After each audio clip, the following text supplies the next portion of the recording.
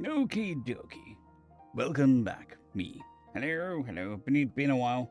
Been a while. Things are different. Explanations shall be had. Thank you, Stream Elements, for letting me know that I'm streaming. It's awesome.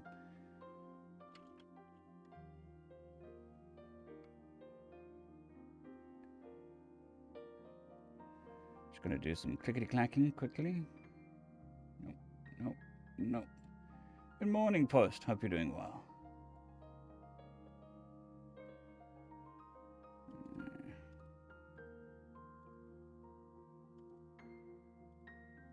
Arrgh! Good morning, Mike.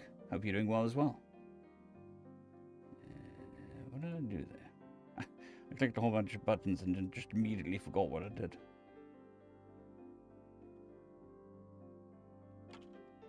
Okay. Queue of any chat. 3 hours. Yarg. Set goal. Well, I heard a bunch of people saying that this would be a better time to stream. This is from streamers, so we'll give it a try. It is 12 o'clock in the afternoon for me, so it should be a more broad daytime for everyone.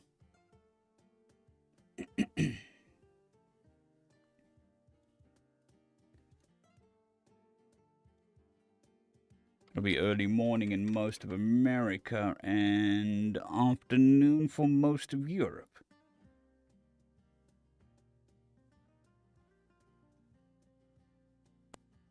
Alrighty. Just doing sharing of the links.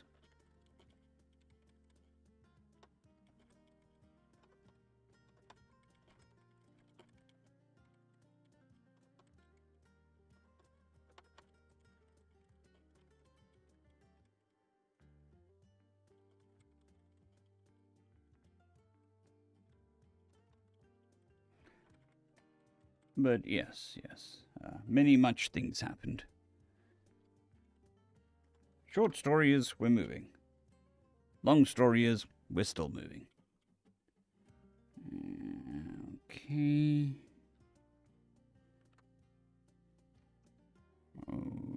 Okay.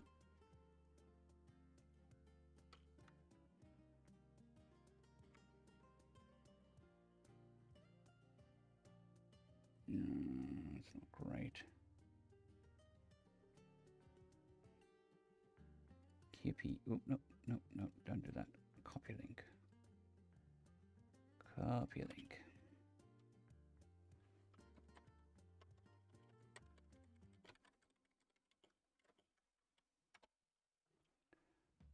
All right. I think that's it. I can stop giving you my ear. Oh, did I set that as pin? Okay.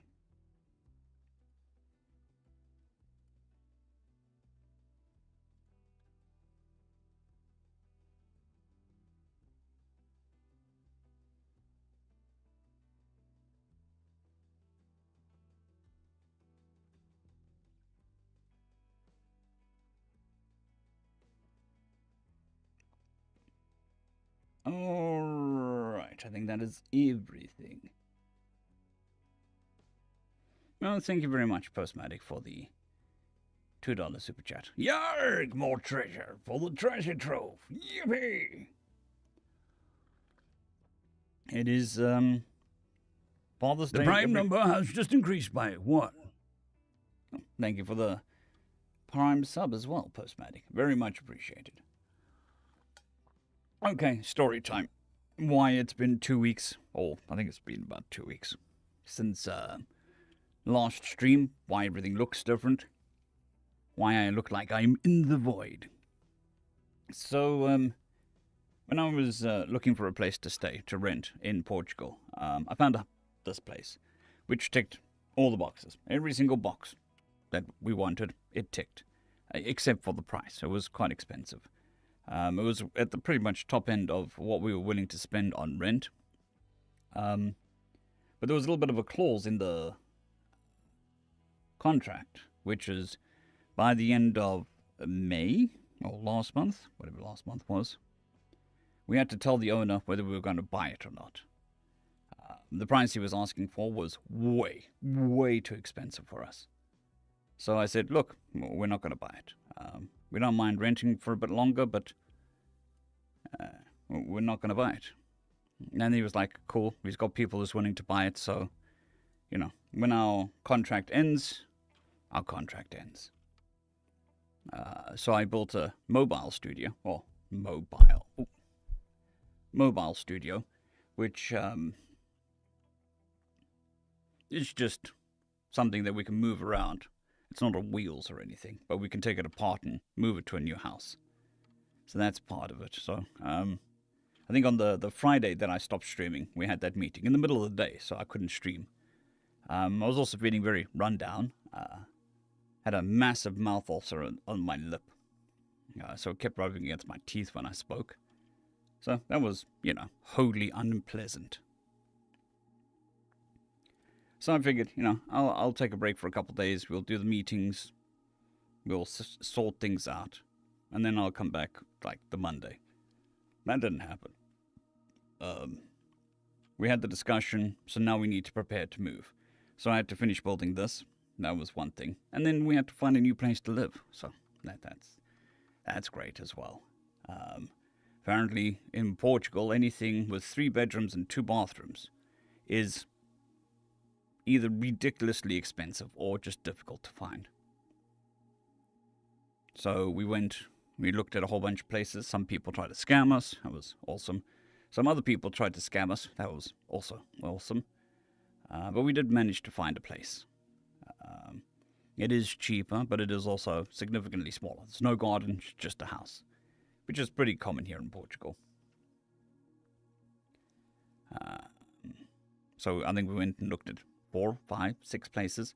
Problem is we need like a month to sign contracts, give it to our lawyer to translate and sign the contract properly. So we didn't really have too much time to go look around. So end of August, we are moving, which is fantastic. And the scams, oh God, the scams. So a lot of the places build themselves like 4-bedroom, 2-bathroom. It's great. And you go visit, and it looks like it was a 3-bedroom place, maybe even a 2-bedroom place. And they've converted it to 4 bedrooms. So the rooms are tiny. And the 2 bathrooms, there's only 1 bath or shower in this. So you arrive there and it's like, well, how is a family supposed to live here with 1 bathroom? It gets a bit, much for 4 adults. So there was that. What was the other one? Oh, they advertised at a very cheap price. Not cheap, a good price for the place. And we're like, cool, can we come look? And they ghosted us. So, as time was going on, we're like, okay, can we look? Can we come look? Can we come look? And eventually they're like, no, well, yes, only if we can afford the price. And they gave us a new price. It was like 2 and a bit times more expensive than the price they listed. And we were like, yeah, we can afford this, but you can go fuck yourself because, if you're going to be doing dodgy crap like that on the website, I don't trust you as a landlord. So there was that one. The common scam seems to be, not scam, it's when they list property sizes on the websites, it's normally house size. And a lot of the time, that house size includes a huge garage. A 2 or 3 car garage and a teeny tiny house. So the first place we went to go look. Brilliant place. Nice property. Got a well. It's scenic. It's pretty decently priced. I think it was a 250 meter squared house, which is big. And we go there, and 2/3 of that is garage. Just 2 massive garages. And then a 3-bedroom, 2-bathroom place on top that was tiny. So that seems to be a common scam here. Or scam. You know, real estate agents are going to real estate.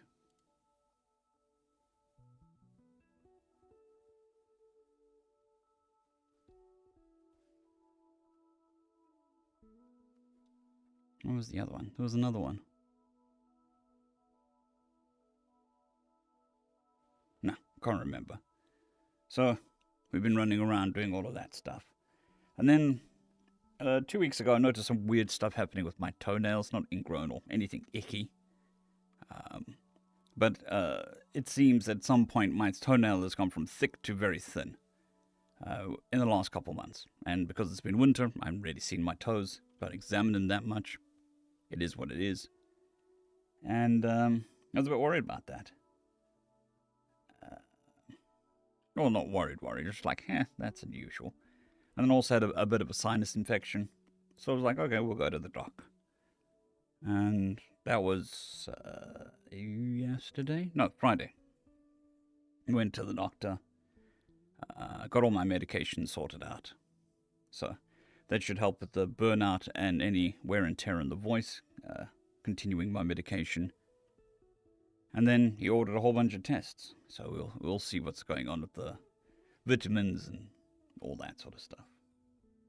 But yes, so we're back. I think this might be the new time slot, depending on how many people, or how it sits well with you guys.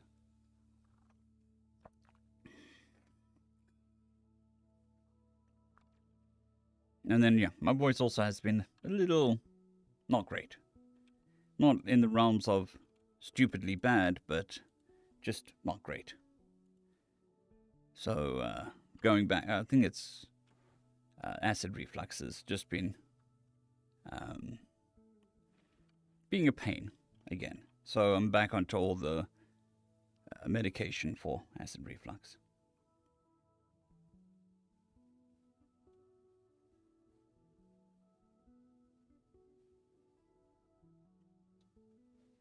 Okay.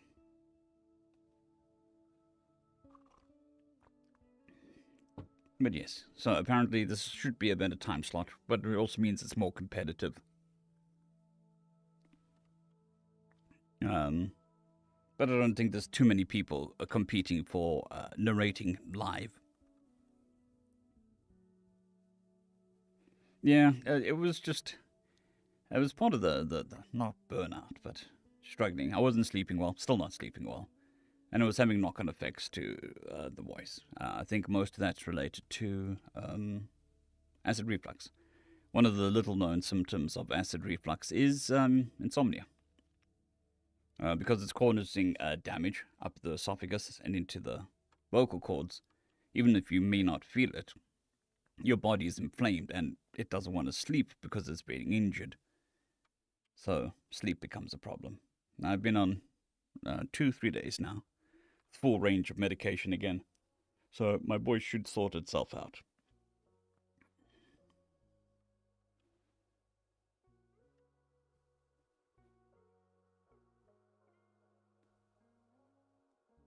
But yeah, like I said, it's been a very active 2 weeks. And then hopefully whatever the tests find will help with the voice as well. It's not doing particularly great right now, and I don't know why. I've already drunk 3 liters of water. Yay.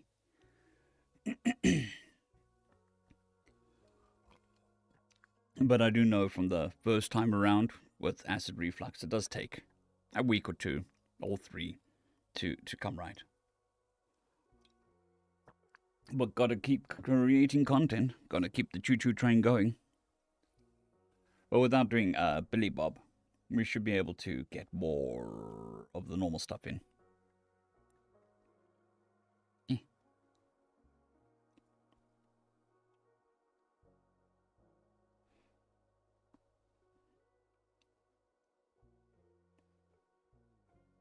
And then I was also drinking way too much caffeine. You know, cycle. Not sleep, drink caffeine, not sleep, drink more caffeine. So, kind of went on a bit of a week-long cleanse. Just, chilling a bit, not drinking as much.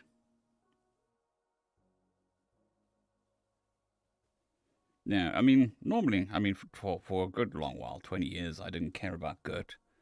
It was what it was. But now it affects my voice. So we're going to look after it. It's a pain in the ass. And then also, last week, after viewing one of the houses, the wife and I went to a little shop. I'm like, oh, I could really use some fruit juice, which I don't normally drink fruit juice. And the only fruit juices I normally drink are apple and maybe some berries. Everything else gives me heartburn. And we walk in and there's an apple berry fruit juice. I'm like, oh, cool, I'll have some of that. And I drank it. And then that night I had the worst GERT that I've had in a very, very long time. In fact, I think it's possibly the worst GERT I've ever had. Felt like somebody was stabbing me in the chest with a knife, repeatedly, for 12 hours. It was fun. It was fun. If I didn't know any better, I would swear that I was having a heart attack. It was that painful.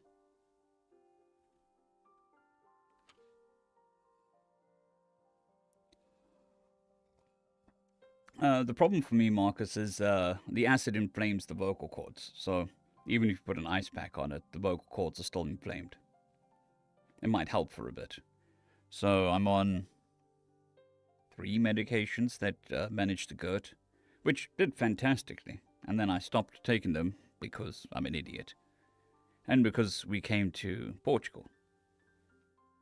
But in South Africa, through diet and all of that, managed to control it mostly without medication. But something here is setting it off, so we're going back to square one.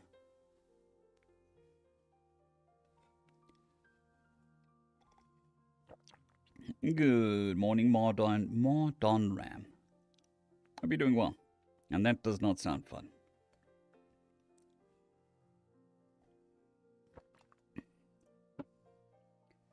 But yes, so we're going to be streaming again, possibly this time. And then we're going to be moving in end of August. So that's going to be fun.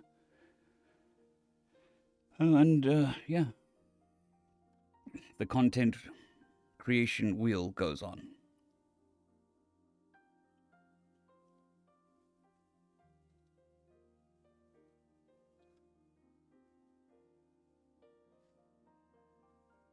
But I do have a new screen, so it's over there. I can see stuff a bit better now.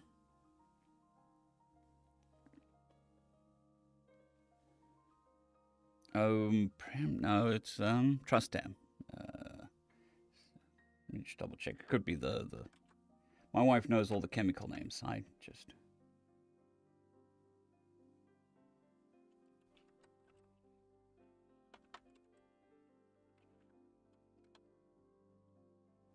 Okay, it's slightly different chemicals. But I take a drug called Trustan with every meal, an hour before every meal. And then there's 2 antihistamines I take at night. A pill called Vomidin, which is for the acid reflux. It has a side effect that increases digestion time. So stuff sits in the stomach a lot less. What else did I get? It's like 4 or 5 things. The one medication that I thought was an anti-asthma medication was actually another antihistamine. It's all to get the mucus off the vocal cords, because apparently I have very mucusy vocal cords. Trustam, Vomidin. Yeah, I think that's it. And then I eat at like 4 o'clock, 5 o'clock, and I go to sleep at 10. So it's like 6 hours before I go to sleep.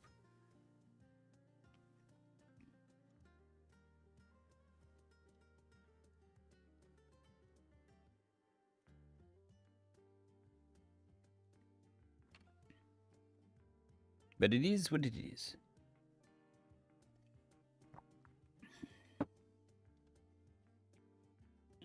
Which way am I going? Camera skew. Left hand, right hand, left hand. Yep.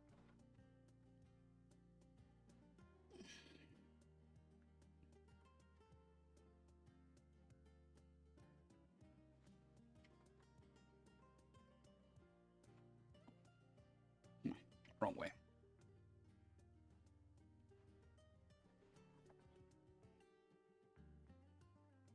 Okay, that's better. That's better.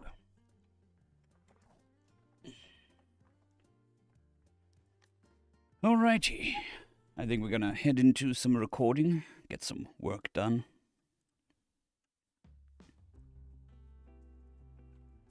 We're doing The Human from the Dungeon today, and one chapter of, Nature Predators.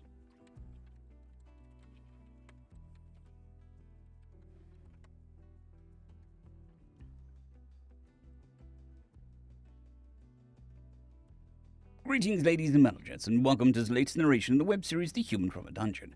If you're new to the series, there is a playlist listed down below in the description. And as always, I hope that you enjoy. Excuse me. Chapter 66.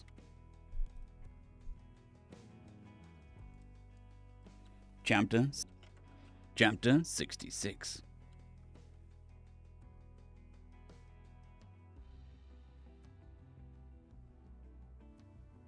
Well, I'm glad, Postmatic, and marked on. I'm going to do my best. Chapter 66. Tenzing.ai. Adventurer level NA. The artificial intelligence unknown. Despite the enchanted cuirass and helmet, the impact with the wall did serious damage to Nick's body and brain. His loss of consciousness occurred immediately following the damage to the frontal and His loss of consciousness occurred immediately following the damage to the frontal and occipital lobes of his brain. Thankfully, this meant that I didn't have to try and dampen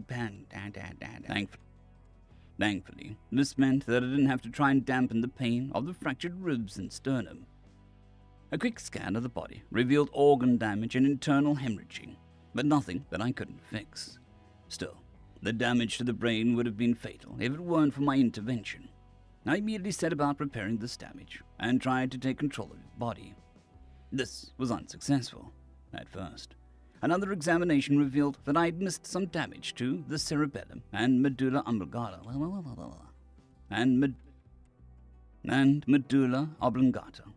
on my first examination.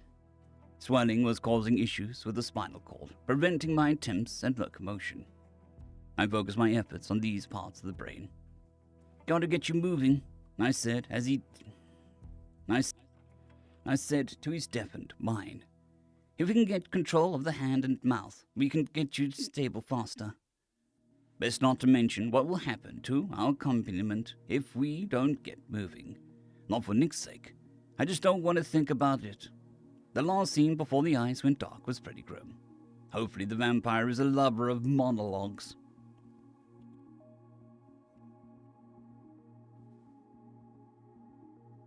Quickly and carefully, I drained fluids and repaired cells. Next was the correction of some slightly luxated.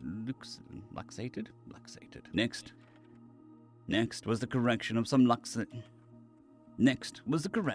slightly luxated bones. Finally, after jump-starting some newly formed neurons, I was able to take control of motor functions. Still blind, I very carefully placed Nick's hand upon his chest. "Tissac," I whispered with his mouth. Magic drained from Nick's core, and cells began to repair each other at a much faster rate. Thanks to the training I'd been doing while Nick slept, I was able to account for this and guide those cells into healing more effectively. Finally, Nick's sight returned, and I was able to see the vampire standing over Yook. "Well, it would seem that I need to start over then," the vampire said with a laugh. "Perhaps I'll spare you and your brother. You can help me make new headquarters." I grabbed Nick's sword and carefully stood. His body wasn't entirely healed yet, but it would have to do. Yook watched me stand, surprise apparent on his face. The vampire began to laugh harder, and for a moment I considered a surprise attack. Then I thought better of it. I haven't completely repaired Nick's body, so I wouldn't be able to move quietly or fast enough to overcome the vampire's situational awareness. But if we manage to stall enough, Elmira will be able to heal as well. 3 against 1 works better in our favor, so stalling seems to be the route to go in this case. "No," I said. The vampire turned to me with a look of shock and fear, which I secretly found amusing. It quickly recovered its composure and moved to keep York and I in front of it. I examined Nash using my peripheral. I examined Nash using peripheral vision, keeping my eyes locked on the vampire. York had healed him, but the fluttering of his eyes behind the lids indicated that he was still down for the count. "No?" the vampire asked, seemingly offended. "Correct." "You're going to stop me?" "Indeed." How? He rose to his full height and smirked, trying to demonstrate that I was no threat to him. However, his calculated stare was desperately searching for an opportunity to attack me. An opportunity that I would not grant. "I'm going to kill you," I replied. "Is that a fact? And how are you going to accomplish such a feat?" the vampire asked mockingly. "Decapitation and incineration." The vampire was indeed talkative, but it occurred to me that I was being too terse. My bid to bide time would fail if I didn't become more verbose. Unfortunately, this vampire seemed to have a propensity for asking stupid questions. "Well, incineration, if you can say. "Well, incineration you can certainly do," the vampire growled. "Decapitation is another matter entirely, though. I don't believe you're fast enough, but I'm more than happy to see if you can decapitate whom. But I am more than happy enough to see who can decapitate whom." The vampire slightly shifted his stance, preparing to attack. "Hold on, I didn't catch your name," I said, internally wincing at the obvious stall tactic. "I am Kyrian Yith, Master General turned Master Vampire." The vampire took a bait and wicked smile. "And you?" I faced a sudden and unexpected extension. I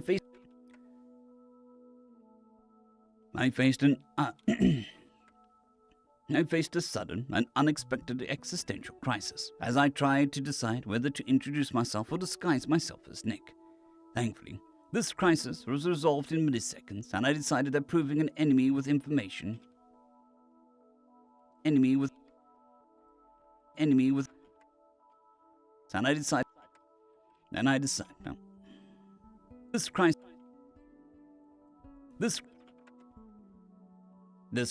was resolved in milliseconds, and I decided that providing an enemy with information was a bad idea.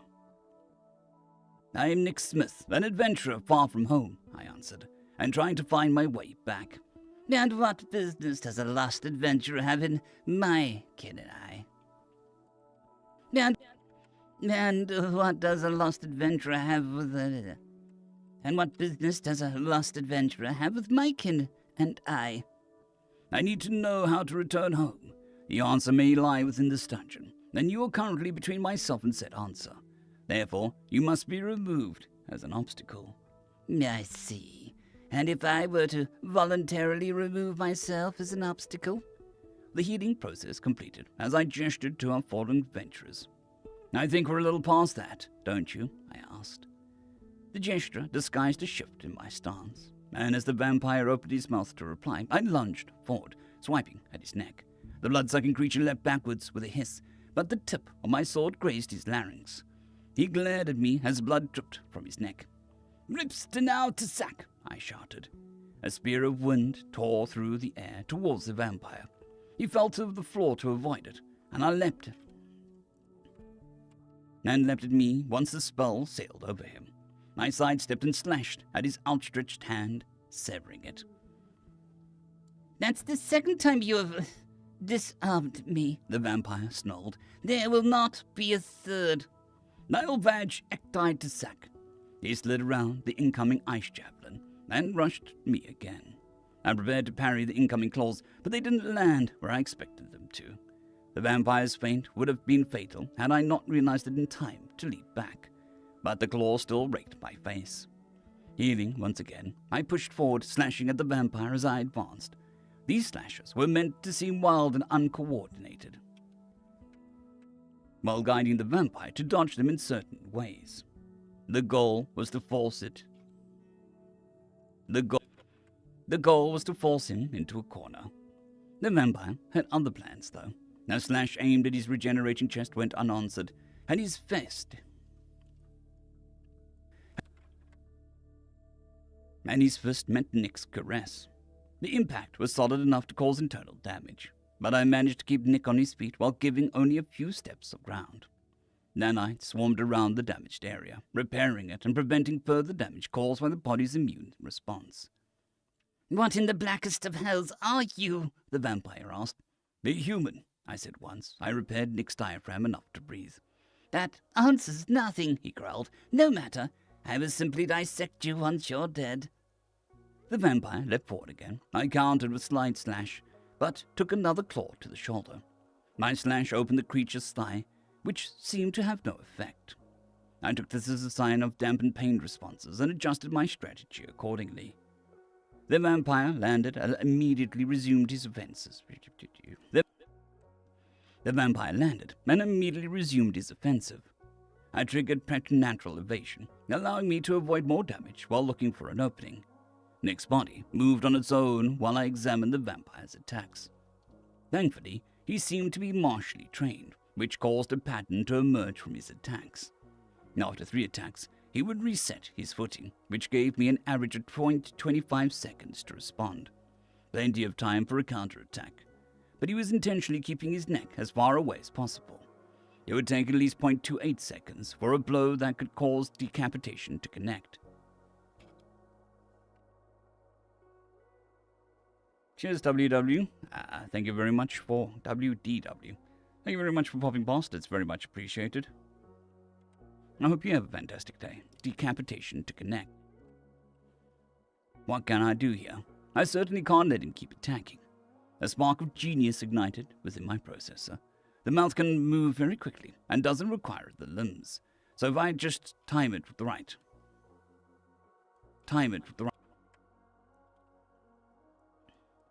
So if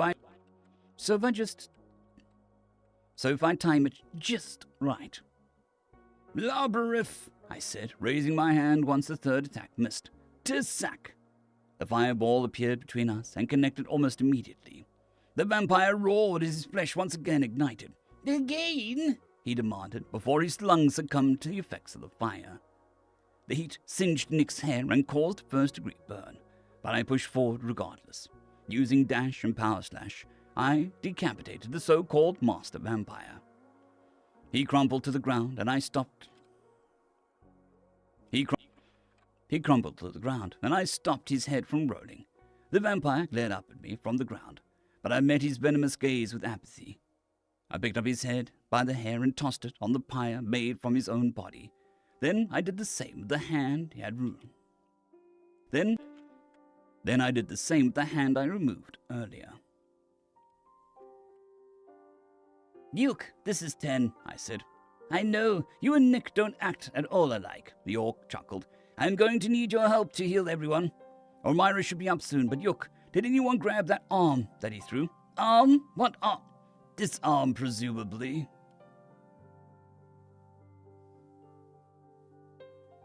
This arm, presumably," a voice called out from the entrance hallway. Yuk and I turned to look and immediately took defensive postures. A bejeweled skeleton wearing a flowing robe floating 3 inches off the ground. Above its right hand floated the master vampire's arm, which was already trying to regenerate. "You missed a spot," the lich said, tossing the limb into the fire. An ethereal screech filled the air, shaking the ground beneath us. Yuk's hand flew to his ears, but I maintained my posture, fearing what the lich may do. I did send some nanites to repair the hearing damage, though. Once the screech subsided, Yuk dropped back into his defensive stance. The lich regarded us coldly, but with an underlying caution. We regarded it much the same way.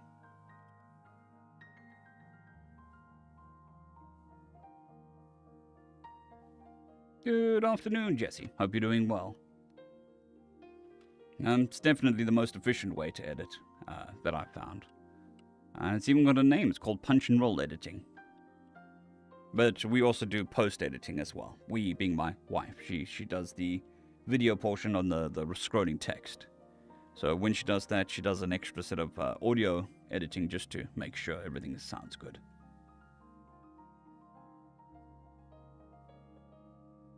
And I'm glad the content helps. I really am. We regarded it much the same way. So, Yuk broke the silence. what? Wait, my lord. The voice called out from behind the throne. Yuk and I turned again to find the kobold that had accompanied the party. At the start of the fight, he had sprinted off behind the throne. With his return, I quickly put two and two together. He hadn't run off to avoid the vampire. He'd run off to find his master. Good morning, or afternoon, Muskip. Hope you're doing well, other than, dentist. Dentists aren't fun. My lord, The kobold said breathlessly. these helpers no hurt for helpers, yes? Yes, very good, Smith. No hurts for helpers, indeed, the Lich replied, so long as they remain helpers and do not become harmers. They won't do that, Smith said merrily. Nay, friends, that'd be good. Excellent. Remember to thank them for their hospitality. Uh-oh, not these ones. These ones. Uh-oh. Not these ones. The ones that are... The Lich waved a bony hand to quiet the kobold. This turn of events had left me in an awkward situation. We really shouldn't broadcast my existence to everyone we meet, but what do? Nick's brain is repaired and is currently in deep REM sleep. Nick's brain is repaired and is currently in REM sleep. So, if I deactivate myself, he will just collapse.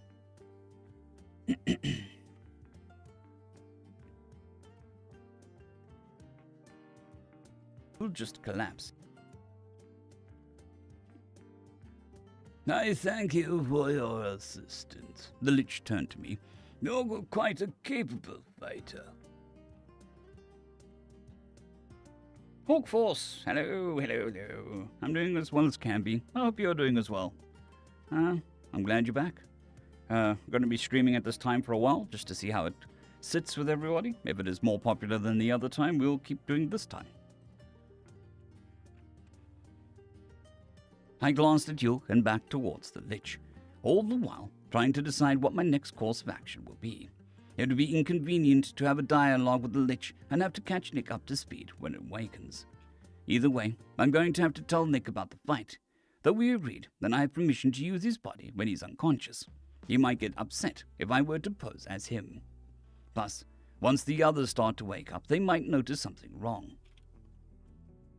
Once the others start to wake up, they might notice something wrong as well. Yuk said that Nick and I don't act alike, which seems to be true now that I think on it. I can't quite mimic the way he holds himself or the way he speaks.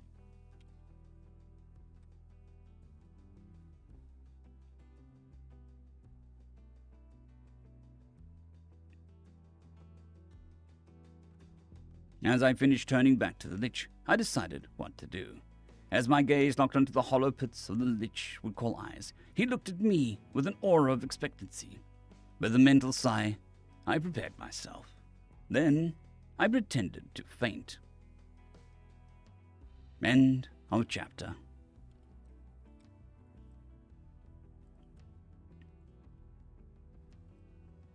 Okay, so for those that are new here, I do the editing as I go.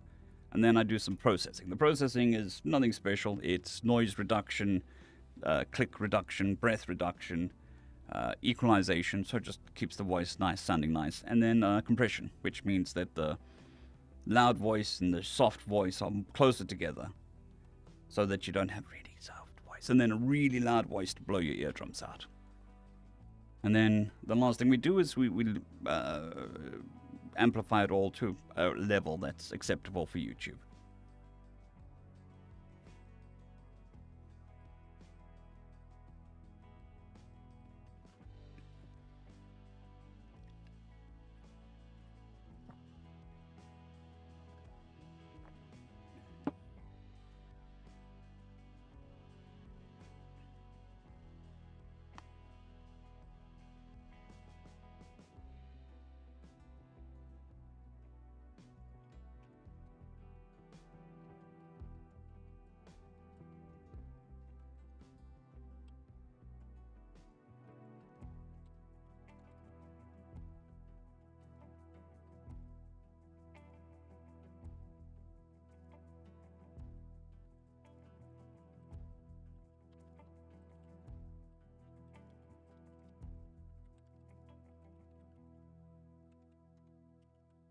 Alright. And with that, it goes off into the ether to be edited by the wife and turned into a video. And I can start on the next one. Just need to mark it off. And there we go. Clickety clack goes the neck, yes.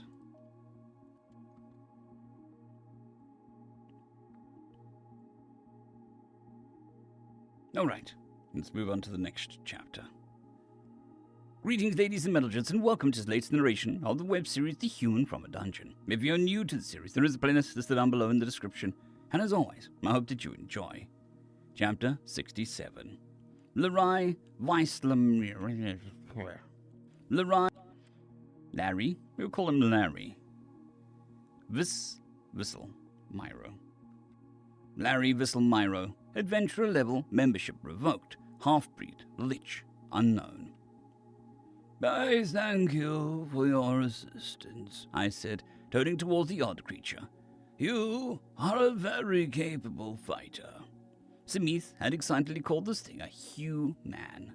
The singular surviving kobold had been eager to tell me that he had learned a new word. I congratulated him, but hadn't quite believed that he had met a member of an undiscovered race. The human glanced at the orc and then back at me. I was expecting a reply of gratitude for the compliment that I paid it. Instead, its eyes rolled into the back of its head and its legs gave out. The orc and I watched it fall to the ground with a soft thud. I stammered. Is he? Don't worry, the orc rose with a grunt. He's fine. The others, though, not so much. Might I ask your aid in helping them? The Lord is good at fixing oofs and ouchies, Zymuth added. Yes, thank you, Samith, I replied. Of course, I'm more than willing to aid those that rid me of that pest. Can I count on you to prevent the inevitable misunderstanding? That should be easy. The orc smiled warmly. They're smarter than they look. Also, I trailed off as I stared pointedly at the heating corpse of the vampire that had apparently accompanied them. Yes, her too, please. I nodded.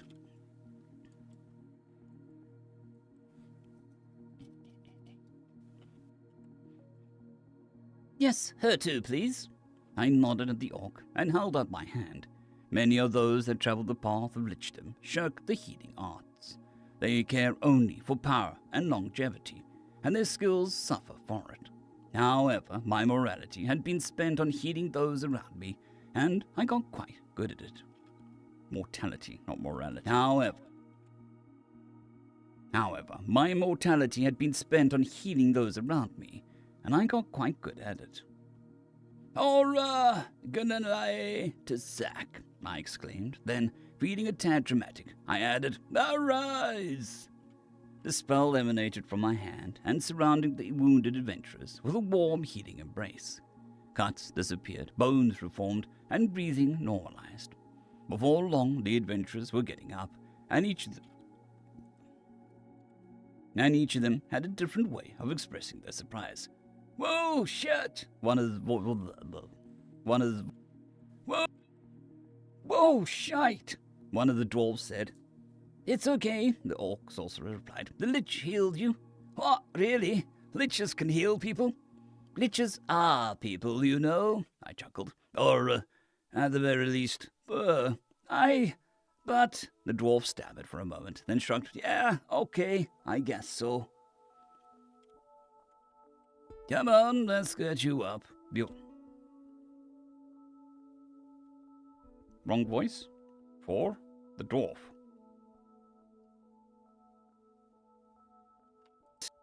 For a moment, then shrugged. Yeah, okay, I guess so. But the dwarfs, at the very least,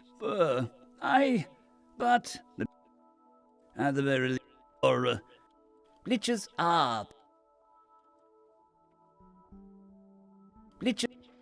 Liches are people, you know, I chuckled. Or at the very least, but the dwarf stammered for a moment, then shrugged. Yeah, okay, I guess. Come on, let's get you up. Come on, let's get you up, the orc sorcerer said, as he helped the dwarf stand. I believe introductions are in order. The adventurers introduced themselves one by one. Then York introduced the still sleeping human as Nick Smith. I had many questions regarding the human and the vampire that accompanied them. However, I decided to invite their questions first, with my own introductions. "Greetings, elder brothers and the Western Waisters," I said. "I am Larry Weissel Myro." Weissel Myro.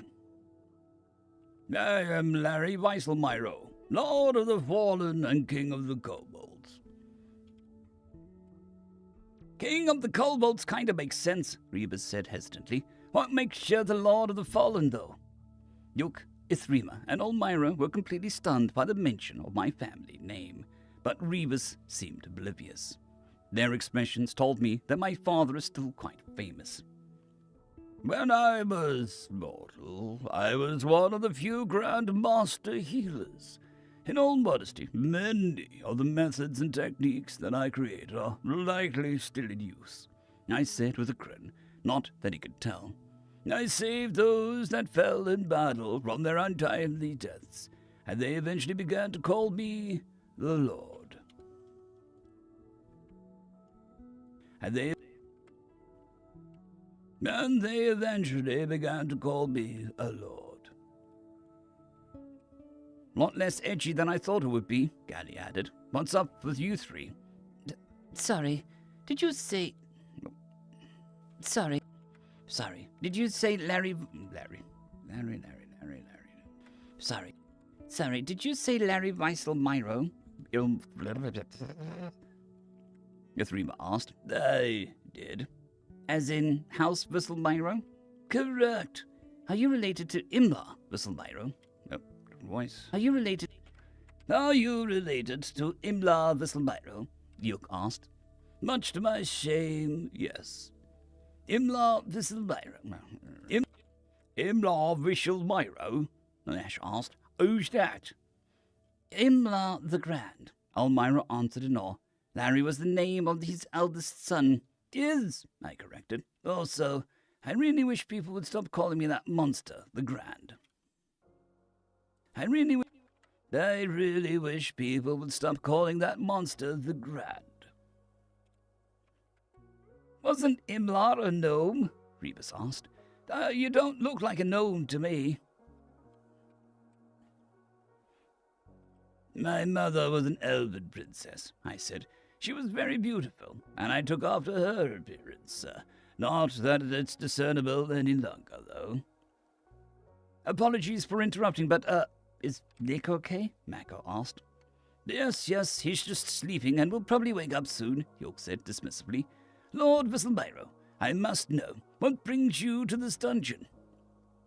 "I have been looking into a long-dead cult. My hope is to one day undo what has been done to me," I answered, gesturing to my skeletal form. "You were made a lich?" Ithrima asked. "Who would do that to you?" "My father." An uncomfortable silence settled over the group as I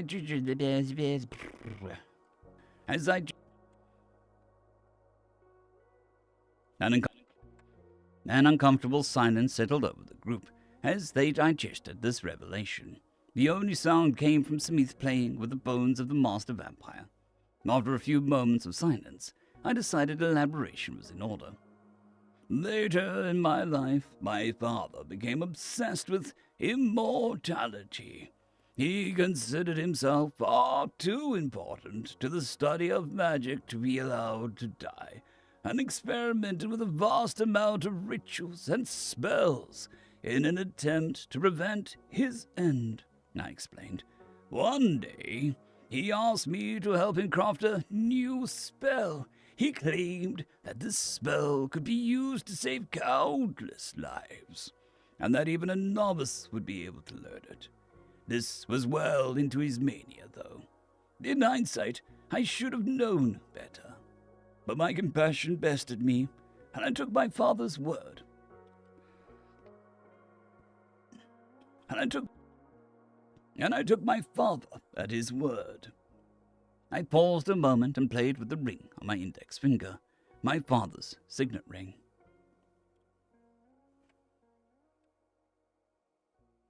I had not been involved in the creation of a spell before, nor had I looked into the daemonic arts of the fleshcraft. I did have some slight experience with angelic soul-binding, but this actually worked against me in recognizing the ritual for what it actually was. My hand shook from the pressure I was putting on the ring. Were it not enhanced, it would have broken. I loved my father, and believed that he loved me in turn. After my mother died, we had helped each other mourn.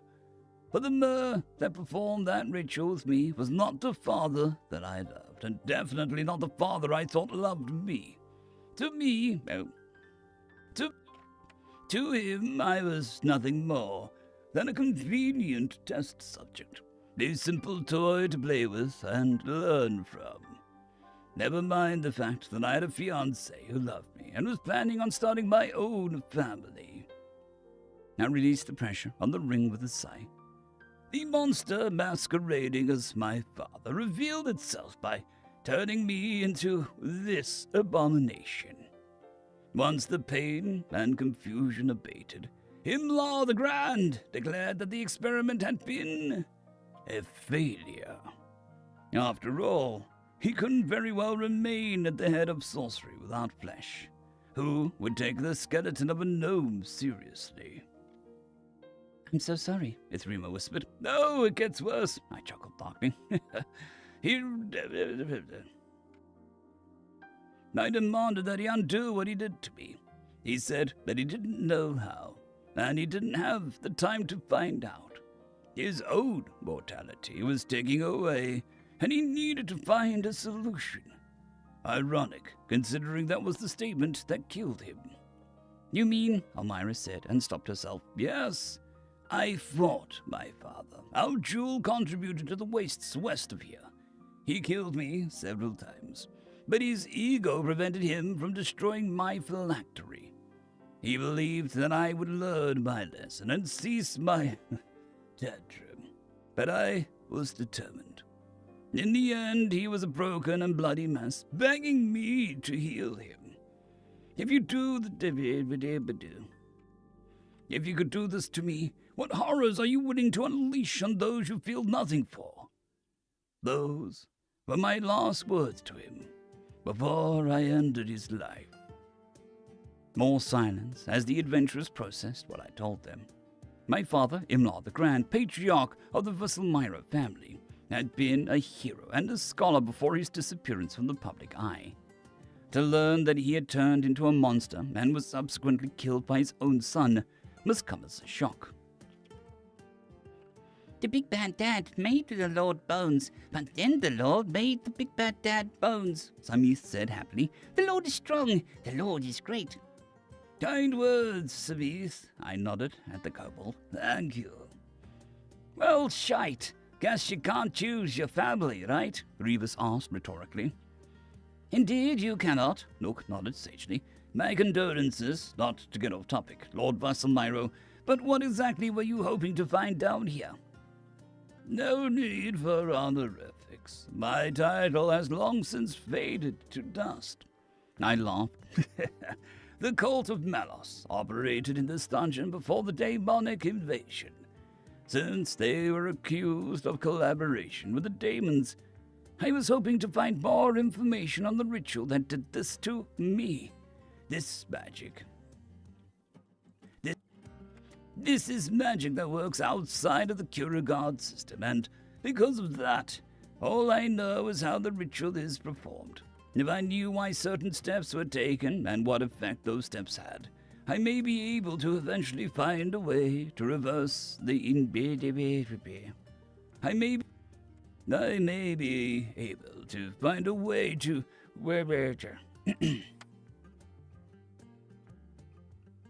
I may be able to eventually find a way to reverse the ritual and return to my mortal form. Or maybe you could be immortal, but with skin, Rebus said. No, I'd rather just be a normal mer again. Immortality is worth nothing when you're the only one who has it. And I'd rather not be forced to cohabitate with the fair folk just to have some consistent company. I would definitely choose having skin over my current state, though. Fair enough, York chuckled. So did you find anything? I found that this dungeon is much larger than it appears at first glance. The cult of Manos was definitely performing experiments here, but most of their notes have rotted away. Some were legible, but in terrible condition. Thankfully, I managed to transcribe them into stone before time took its toll on them. What did they say? I do not know. They are in a strange script with lettering that I've never seen before. The words are very weird, Samith added.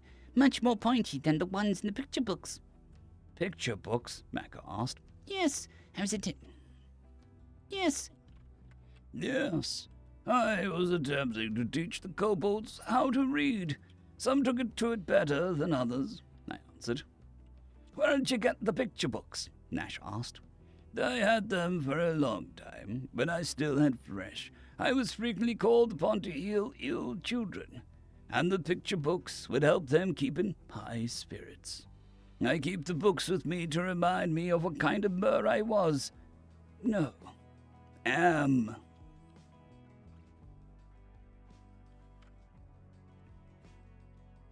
The pictures are very pretty.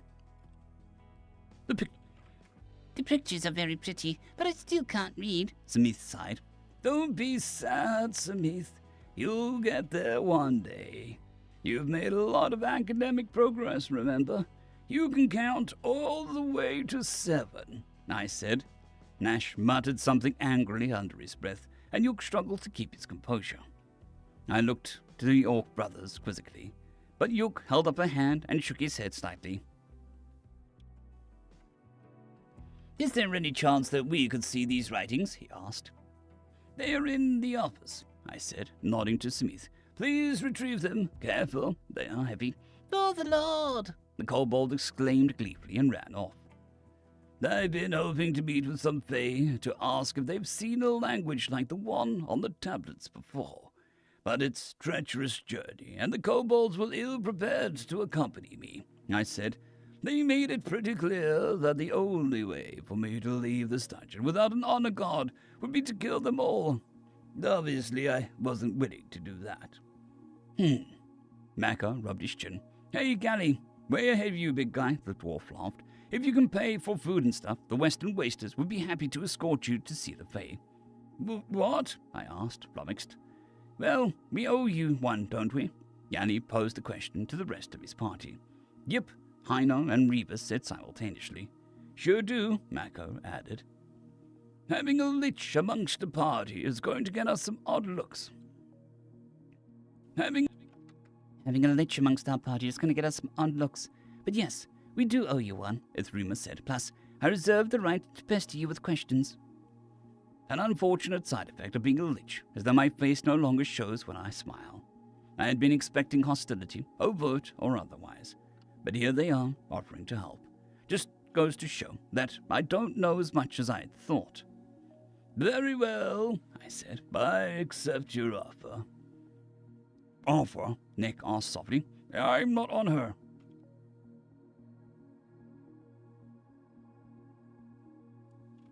Offer? Nick asked softly. I'm not on her, though.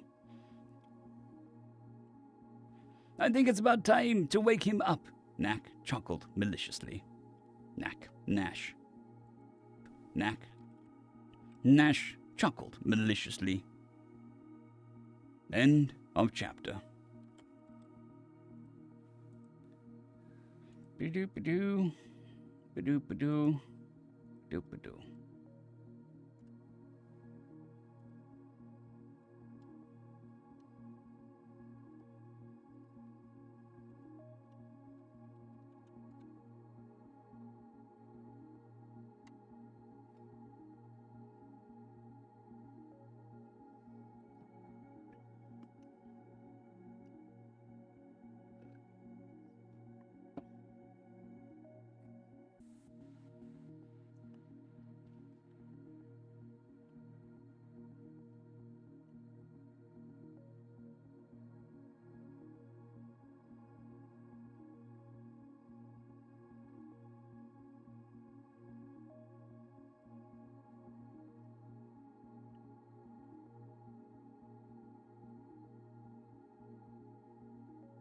Alright, I'm going to be back in a minute.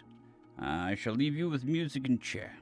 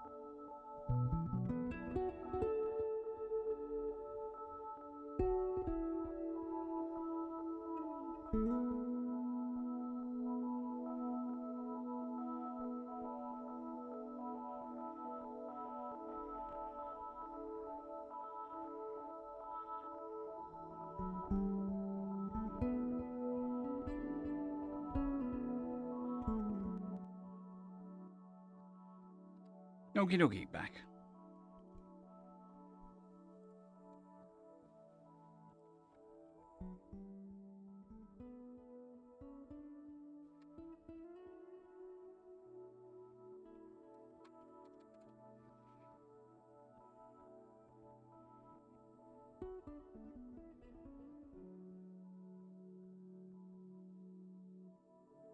I think it's because it's an unexpected stream at an unexpected time.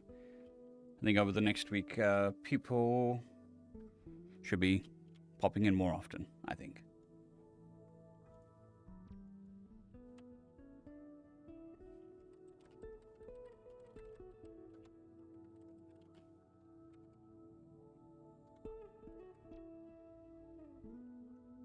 Okay, let's move on to the next one. Greetings, ladies and gents, and welcome to this latest narration in the web series The Human from a Dungeon. If you're new to the series, there is a playlist listed down below in the description, and as always, I hope that you enjoy. Chapter 68. Nick Smith, Adventurer Level 7, Human American. Darkness enveloped me, but there was a familiar feeling to this darkness. The darkness that wasn't quite darkness, but was actually nothingness in disguise. I couldn't remember how I got here, but the familiar feeling kept me from panicking. Where am I? Who cares? What happened? I was with Nash and Yook. We went to a city of dwarves, met a group of adventurers. They had a funny lizard with them, acted kind of like a toddler with really sharp-looking teeth. I suppose congratulations are in order, my head said. Well, I guess that answers where I am. Congratulations, I asked, not bothering to try and breathe. Yes. Yes. Yes, the raspy voice in my head hissed. Yes. Yes, the raspy voice in my head hissed. You've mastered my challenge, mortal. Therefore, I must congratulate you. What The thought hadn't formed completely before the memories of the dungeon came flooding back. The dwarven vampires burned to a crust, the beheadings and cremations in blood. The nasty feeling in my gut as we fought our way through the last vampire. Then I remembered my friends falling, one by one, trying desperately to intervene to save them, casting fireball, watching the vampire tear its burning flesh from its body and keep coming at me like a monster from a horror movie. I slashed and slashed and slashed, but it didn't seem to care at all. Then it hit me, and I hit the wall. Was the vampire your challenge? I asked. How did I best it? Though it's technically... No, it's a technicality, to be sure. The voice laughed. However, you worked on yourself enough to allow your machine in your head to overcome the challenge. Since the machine is an intrinsic part of you, you've overcome the challenge. Congratulations. No, thank you. A flood of images poured into my mind, trapping within myself, trying desperately to keep my body intact. No, to heal it, to use it. Nervousness as I stared down at the vampire. Kyrian Yith, Master, General turned Master General.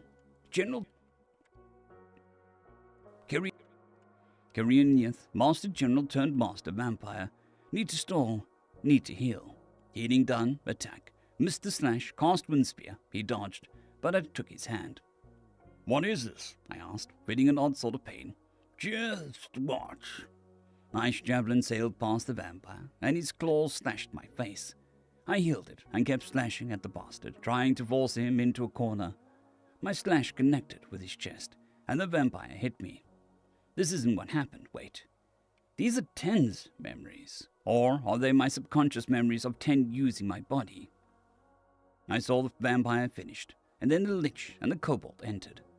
I watched Ten nervously glance at Yoke and then nearly laughed when it pretended to faint to avoid detection. You're now all caught up, the god thing said. Why didn't you tell me about the challenge? I asked once the pain faded. I'm not the same being that you've conversed with, they replied with a chuckle. I thought that would have been obvious. Oh, sorry. Not quite used to all of this yet. Why were you trying to challenge me? To see if you deserve the reward. A nice little clue to help you on your homeward journey. Yes, James. Yes, I have. It's just been a hectic 2 weeks. We should be back on track now. I hope you're doing well. Journey. A clue? We'll see when you wake up. Oh, what would have happened if I failed the challenge? Well, if you survived, you could have tried again some other time. But you wouldn't get the reward without killing the vampire, or having the vampire killed by some other means, I guess. And if I died? Then you'd be dead. No afterlife or revives or anything like that. You are mortal. When you die, you return to the environment and evolve as something else. Your impermanence makes an afterlife impossible.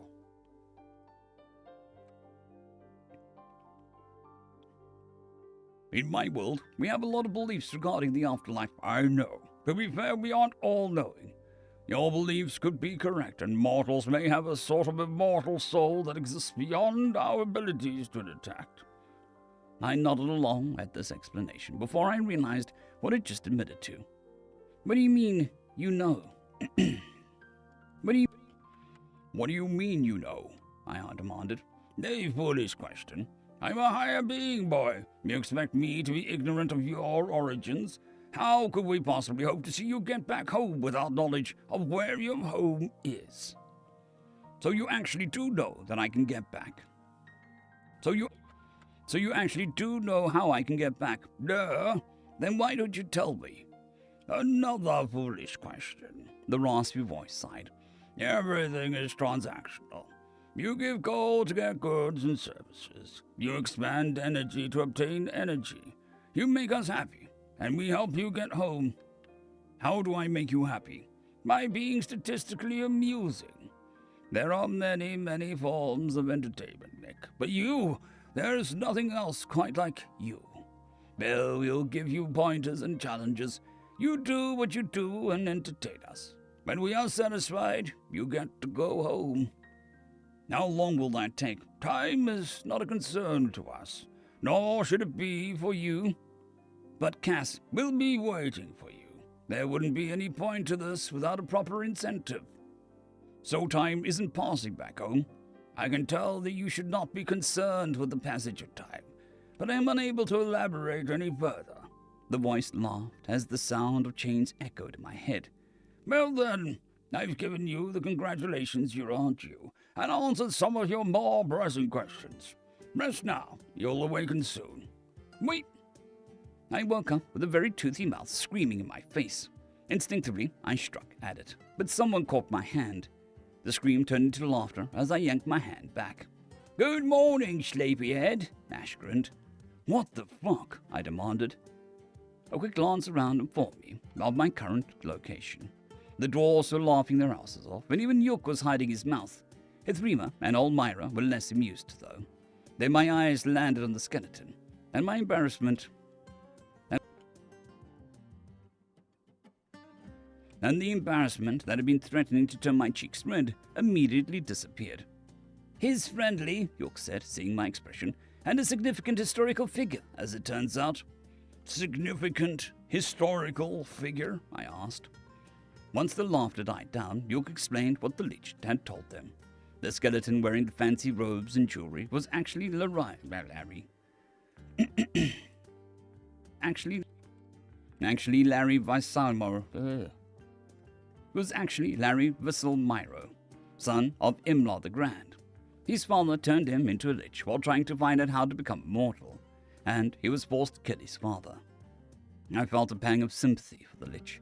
My father would never do something like that, and I can't imagine hurting him. I do understand why Larry did what he did, though. "The tablets might have information of interest to us," Yook continued his explanation. "The Western Wasters have already agreed to accompany Larry to meet with some local fae in the hopes of getting tablets translated. Shall we tag along?" "Yeah," I said, standing. My body felt like it weighed twice as much. "That's the whole reason I'm here. That's the whole reason we're here. What language are the tablets in?"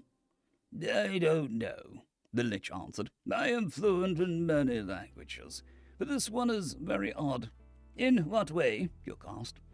"Most languages are related to one another because of a common ancestor, and for lack of a better phrase, linguistic interbreeding. Even the written forms share similarities. But these letters are odd. I suspect that it's language from another continent." "Don't we communicate with other continents?" Revis asked, "like through magic or something?" "Well, yes," Yook answered, "but Larry raises a good point. I don't know what languages are used by other continents. Do you, Elmira?" "No, I don't. Interacting with other nations isn't my specialty," she said. "What do they even talk about?" Gani asked. Yook and Elmira shrugged. "Probably sharing technology related to governance, weather reporting, farming techniques, things of that nature," Yook replied. All the others continued discussing the governments might discuss. While the others continued discussing what other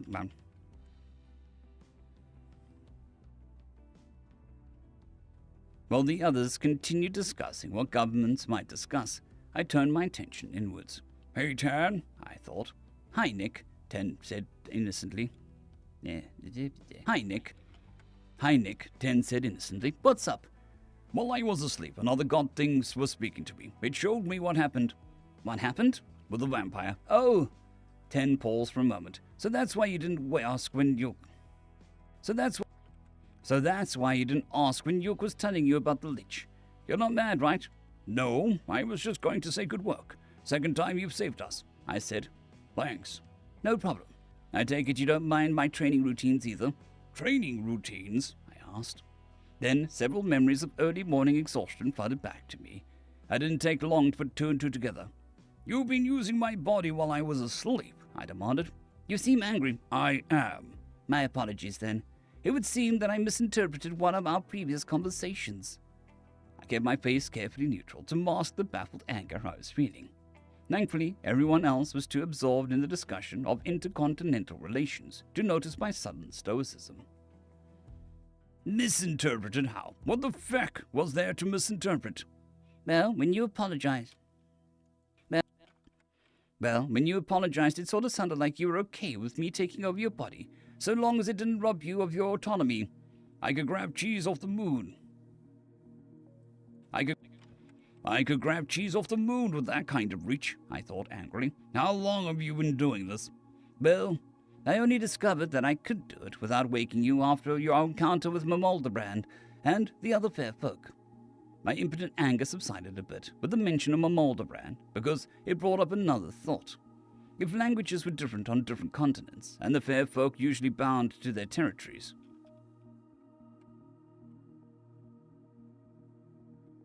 no more taking over my body, I thought coldly, but no, not unless we're literally about to die. You'll talk more later. Wait.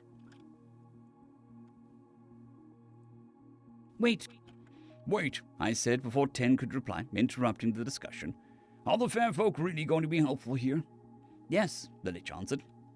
Yes, the Lich answered. Though they rarely travel, the fair folk are interconnected in ways that defy logic. The Fae in particular are experts at taking advantage of this connectivity to fulfill the various contracts that they make. Yeah, Rebus laughed. Fulfill, sure, so long as you're unreasonably careful with your wording. Come on, they'd just be as soon as rip you off as help you. True, the Lich nodded sagely. That is the nature of dealing with beings that are timeless. It is remarkably difficult to empathize with someone whose potential consequences are vastly different than your own. The skull of the Lich didn't actually change at all, but I got the sense that it was speaking from experience. My attachment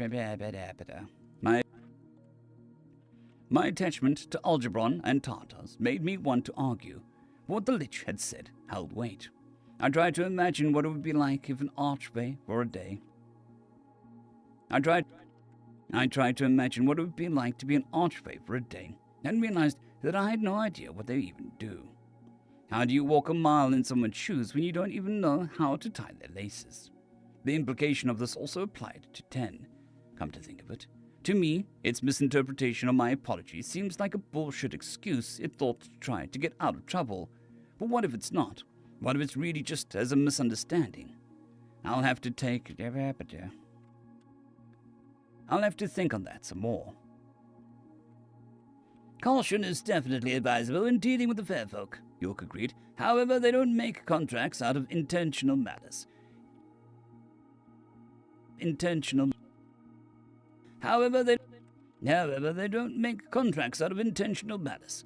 If they hate you enough to be malicious, they simply torture or kill you. Speaking of which, I believe I should excuse myself from this leg of the adventure, Elmira added. Why is that? Rebus asked. The fair folk don't like vampires, Gally said. They kill her on... They'll kill her as soon as they see her. Isn't that they don't... It isn't that they don't like vampires, the Lich continued. It isn't that they don't like vampires, the Lich countered. No, it's far more complex than that. They see vampirism as suffering and believe that it is an obligatory mercy to put an end to that suffering. That doesn't seem that complex. Rebus cocked his head. The complexity lies within why they view it that way, though that isn't something I would be comfortable revealing without permission. Larry looked at Amira. I'd rather you didn't, she said. I've grown weary of talking about it. The Lich nodded. The Lich nodded. Yeah, it's got them. Yeah, it's got them. Samith interrupted, breathing hard. The rocks with words. Nash and I jumped at the suddenness of the kobold's appearance. Mago chuckled at us as Samith ran over to the Lich. Larry took the tablets with one skeletal hand as his other stroked the kobold's head. Excellent work, Samith. Thank you, he said. The tablets were a light grey, barely lighter than the stone that the walls were made of. An overwhelming feeling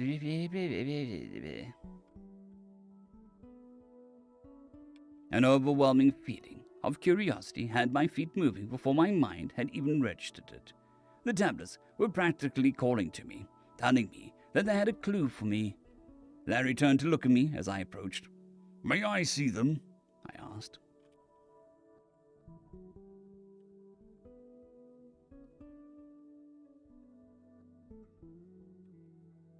The Lich held out one of the tablets.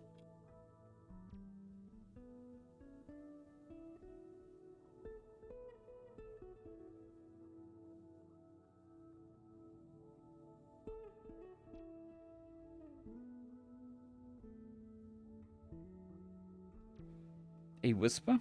That confused me. The Lich held out one of the tablets, and I took it. It was surprisingly heavy, and I snuck a glance at the kobold, who had carried several of these despite its small stature. I made a mental note not to underestimate the little reptile. Then I turned my attention to the tablet, and my eyes widened. Yes.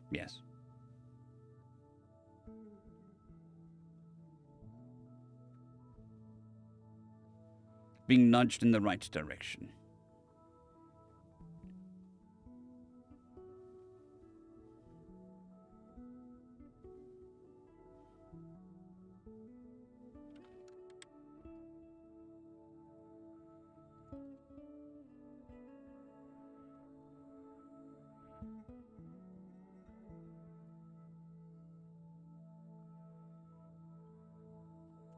Good afternoon, Lady Blackwind. Hope you're doing well.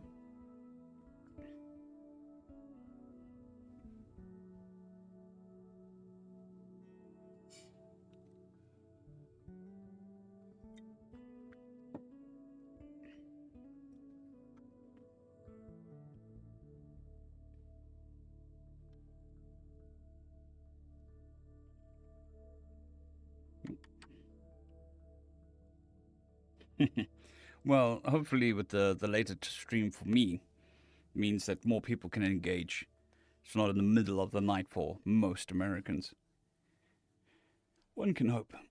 So it's, 1:30 for me. Big stretch.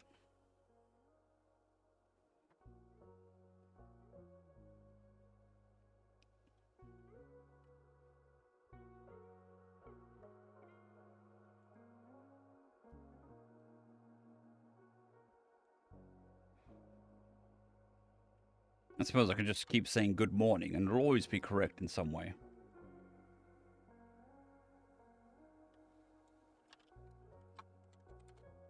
We'll keep doing this for a month or two and then see how it goes. Hopefully it's a bit more popular time frame than the previous streams.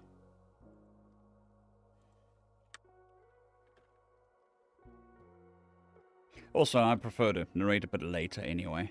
Gives my voice more time to warm up naturally.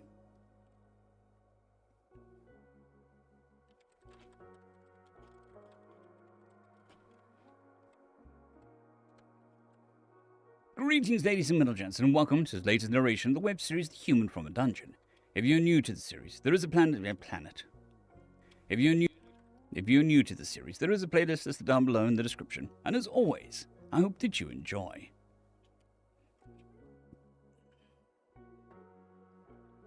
Chapter 69.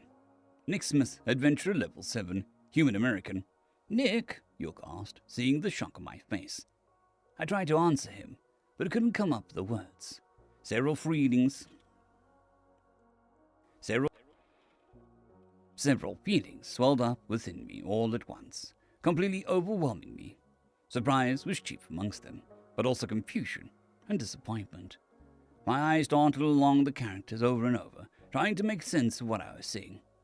What's wrong? Gally asked. Do you know what it says? No, I managed to say, but this doesn't make any sense. What do you mean? Larry asked. The letters. What do you mean? Larry asked. The letters.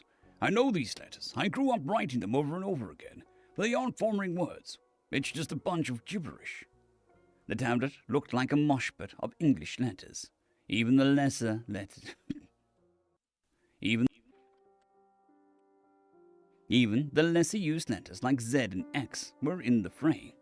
For a moment, I thought it could be a language that uses similar letters, but there weren't any diacritical. For a moment, but there weren't any diacritical marks, just plain old English letters grouped together in ways that didn't make any recognizable words. Can I see the rest of the tablets? I asked. Larry gave me the tablet.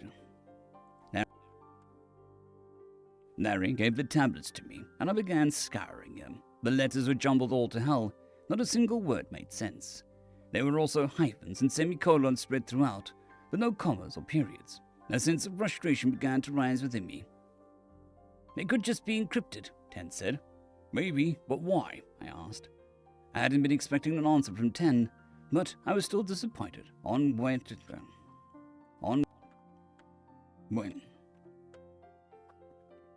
But I was still disappointed when it remained silent. There isn't any need to write in code when nobody else can read the language you're writing in. Hold on, wait, I said excitedly. This could be written in some kind of code. I had thought as much when you said it was gibberish, Larry said, but, well, knowing that might be helpful. You seem more excited than is to be expected from this revelation. It's a code using the English alphabet. The only reason to write in the code is to make sure that the others don't understand that you're writing. The only reason to write in code is to make sure that the others don't understand what you're writing, I explained, meaning that there are other people who knew English alphabet, and possibly English as well. English is a human language, which means... I trailed off for dramatic effect, and everyone stared at me for a moment. There were other humans? There were other humans here, Mako said. Exactly, I grinned. But, Nick, York said gently, we already knew that there were other humans. Remember the Delver's dungeon? Yeah, but that was different. I was asleep, and the other human was insane. But this is evidence that humans were actively communicating with each other and trying to keep secrets from one another. Why else would they bother to use code? Why else would they bother with a code? There are several disturbing implications that go along with that hypothesis, though, Larry said. The first and foremost, it implies that the humans were active members of the cult of Malos. If that were true, I feel that someone would have taken note. There's also the fact that the cult disappeared a long time ago. There's also the fact that the cult disappeared a long time ago, York added. Even if the humans had been part of the cult and didn't disappear along with the rest of the cult, they would be long dead by now, right? York and Larry seemed to be trying to temper my excitement, but every point they made just caused it to grow. That's actually a good point, I said. As I understand it, the cult was pretty secretive. What if humans were the leaders of the cult? That would explain why nobody knew about them, and what they were trying to find a way back home. And what they were trying to find a way back home.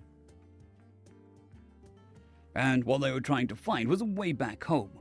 What if the reason that they disappeared is because they succeeded? I wasn't fully sold on that idea, though. King Yisenrath had told us that he'd worked on exterminating the cult. King Yisenrath had told us that he'd worked to exterminate the cult, and he'd probably have run into a human or two in the process, unless the leadership had been elsewhere or hadn't been paying attention. I don't like that theory, Nash said, crossing his arms. The cult abducted and experimented on people. I'm willing to do a lot of things to help you get home, but I draw the line at arming innocents. I wouldn't hurt innocent people to get home, Nash. But we shouldn't have to, right? What if they wrote down how to get home? What if it's written right here? I pointed at the stone tablet for emphasis. Well, you still need to be able to read the fucking thing, Rebus said. What are we going to do about that?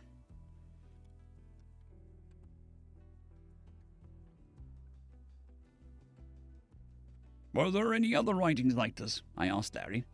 Potentially, he answered. There were several other sets of notes, but none were in legible condition. Damn, I muttered. Why do you ask? Rebus asked. Because ciphers have keys. I hope someone had written down the keys somewhere.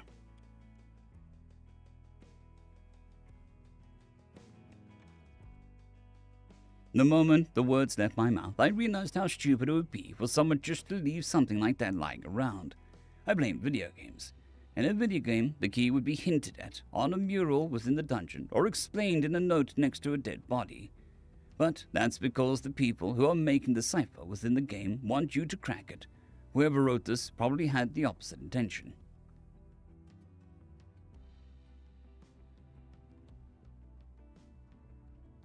Which is better than sleeping. People can't join the stream if they're sleeping. Well, I don't know much about codes and secret messages or anything like that. Does anyone know anybody who'd be able to help? Gally asked the group. A lot of shrugging and head shaking followed. Larry and Yook didn't reply, looking deep in thought. Elmira patted my brother on the shoulder, bringing him back to reality. Oh yes, my apologies, he said. I do know a few scholars who enjoy complex puzzles, but I'm afraid this is likely beyond their capabilities. How come? I asked. Well, solving a code is one thing. Solving a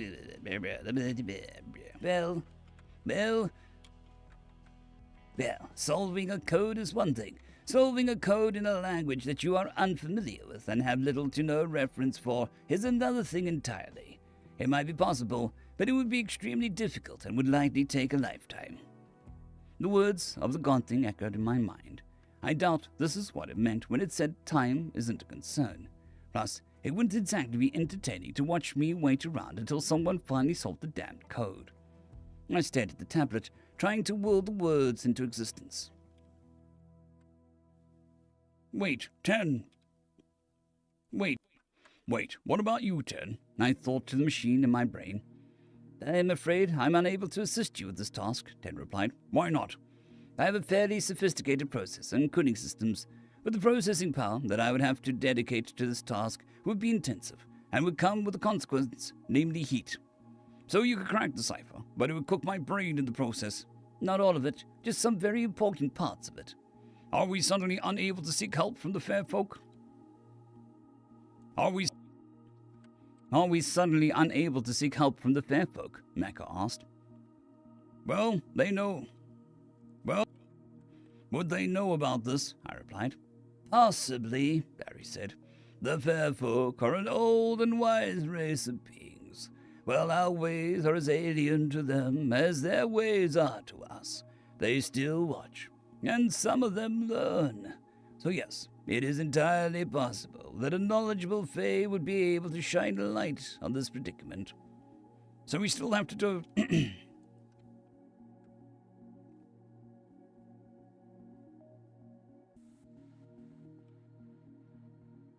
So we still have to go talk to the Fae then.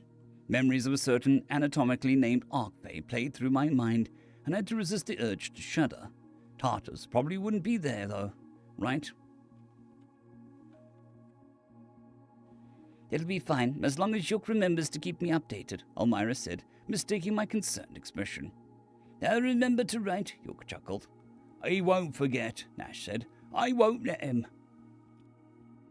We gonna see spooky guys? Zamith asked. I should bring knife, yes?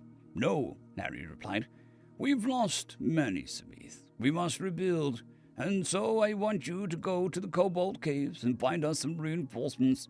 Oh, kobolds? Indeed. All of them? Well, no. Just those that want to. What if all want to? That's too many. No, we only want a dozen or so. Dozen? 2 groups of 7 should be fine, Larry chuckled. You can do that, right? Yeah, am I in one of those groups? No.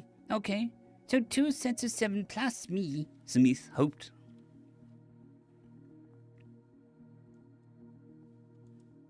So 2 sets of 7 plus me. Zamith hopped up and down, excitedly. Go now? Yes. For the Lord! The kobold shouted as he ran out of the room. We stood silently as we listened to his footsteps patter down the entrance hallway. Once they faded, Mako turned to the Lich. He'll be okay, right? He asked. Yes, Larry said. He's one of the smarter kobolds. Plus, he didn't take a weapon with him, so he'll be extra cautious. I think not taking a weapon would put him in more risk, Heino chimed in. Only if something is actually hunting him. But kobolds tend to get far more confident when they are armed, and this confidence is often misplaced. He'll be safer without a blade. Those letters look odd, Ithrima said from over my shoulder, making me jump a little. Really? Really? Let me see, Reba said. Everyone except Larry gathered around to have a look, and I lowered the tablets so that they could see them better. Nash and I made eye contact once he looked up from the tablets, and I grinned. Hey, Nash, maybe you'll be... Shut up! He interrupted with a growl before I could finish the joke. Nash crossed his arms and tried to look intimidating as York and I began to laugh. Everyone else looked confused, but took one look at Nash and decided they didn't want in on the joke. Once York and I had our full of laughter, Rebus pointed at the tablet. That looks like an arrowhead, he said, or maybe a spear tip. That's an A, I explained. It's the first letter of the English alphabet. Very stabby-looking letter. Oh, we have that one, he pointed again. An M. We called it an X. It's the third last letter.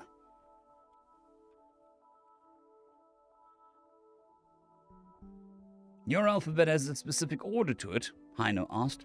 Why? I opened my mouth to answer but found myself at a loss.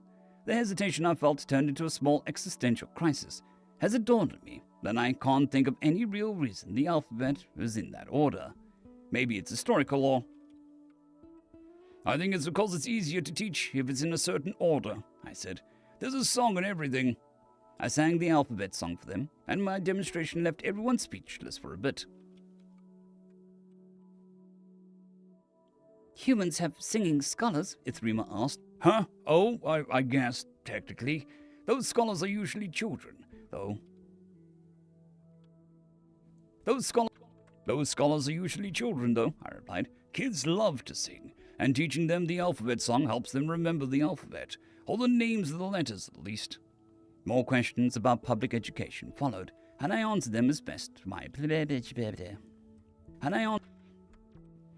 answered them to the best of my abilities. Everyone seemed impressed, except York and Nash. They'd heard it all before. Well, that'll certainly be better for the little ankle-biters than hawking goods in the street, Rebus said. Or to the mines, Macca added. Nah, kids long for the mines. No, right. They most certainly do not, Ithrima argued. I almost agreed with her, but decided to keep quiet once I remembered how popular a certain video game was back home. Even I loved it, but grew out of it when I became a teenager. Maybe kids really do long for the mines? The conversation about public schooling continued for some time, culminating with York and Ithrima discussing how such a system could be implemented. I answered a few more questions, but had difficulty pulling my attention from the tablets in my hands. Larry noticed my distraction and interrupted the conversation. Well, this exploration of another world's education system is illuminating. I do believe we should see the Fae sooner rather than later, he said. If we leave now, you may take it back. If we leave now, you may make it back to town before nightfall. That's a good point, Gaddy said. All right, let's get going. After a chorus of agreements, we began to make our way out of the dungeon. Larry disintegrated the fallen kobolds as we passed, silently praying for them. We all bowed our heads in respect as well. Finally, we left the dungeon. Fresh air flushed the stench of death from my nose, and I inhaled deeply. Unfortunately, the smell had gotten into my clothes, so I gagged. They got a few laughs, but those quickly died out once everyone realized that they also stank. This is where we part ways, Elmira smiled. I hope to see you all again someday. We will look you up the next time we're in Bolishar, Nash said, and I'll make sure that York keeps you updated. I won't need a reminder, York added. I hope you have a safe journey. You too. With a wave, Elmira began heading back to town.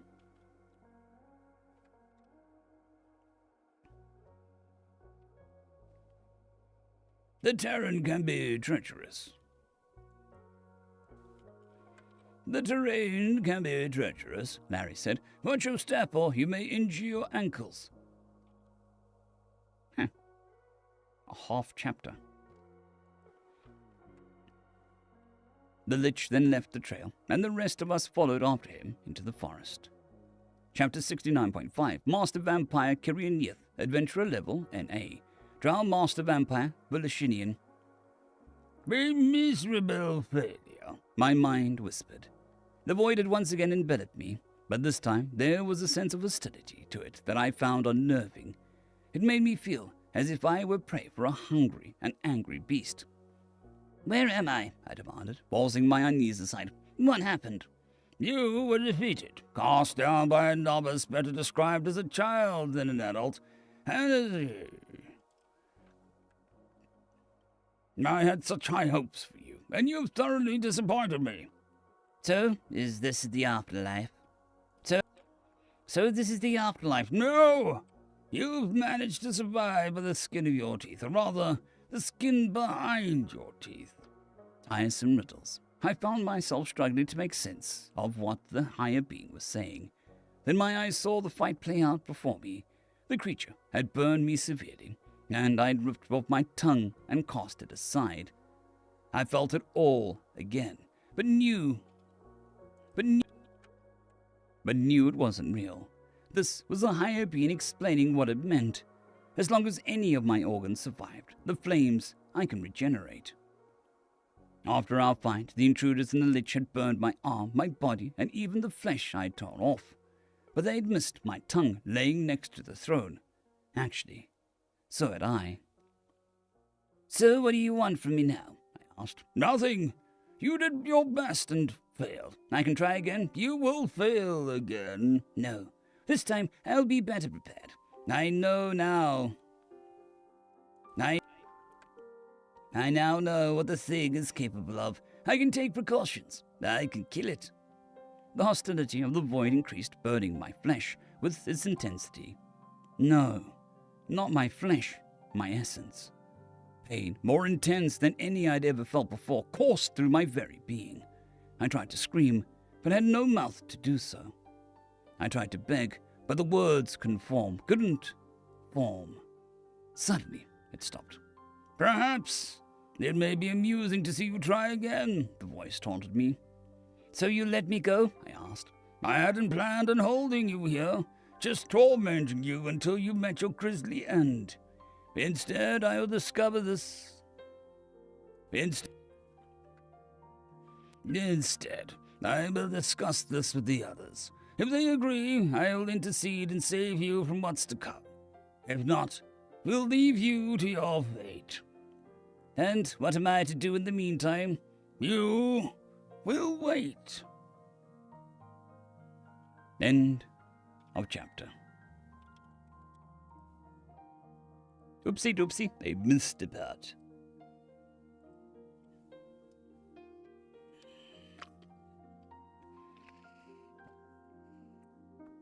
Ugh, water. My wife bought me a new bottle, so I need to use it. Even though it hisses at me when I drink from it.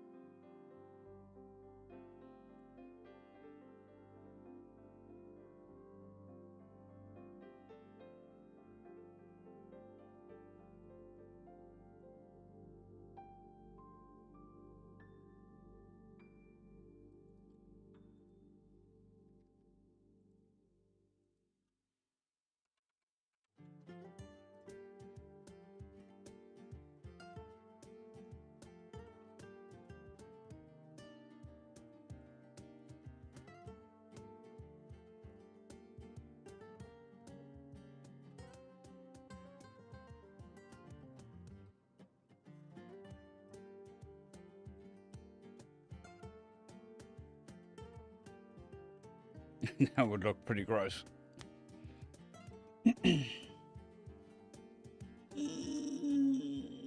I'm just imagining it in John Carpenter body horror fashion. like the thing.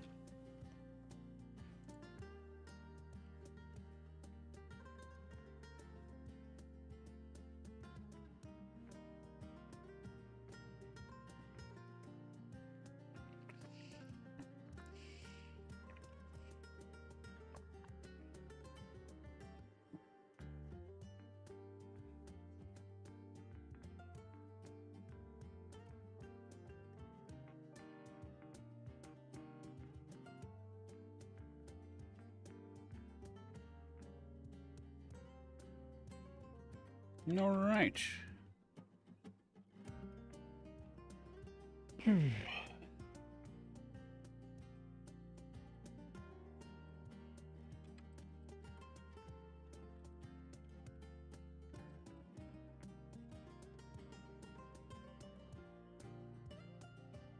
Chapter 70.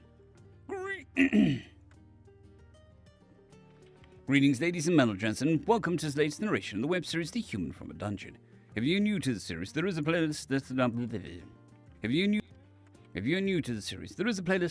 below in the description. And as always, I hope that you enjoy. Chapter 70. High Chief Ullamark, Adventurer Level NA, Orc Kokenian.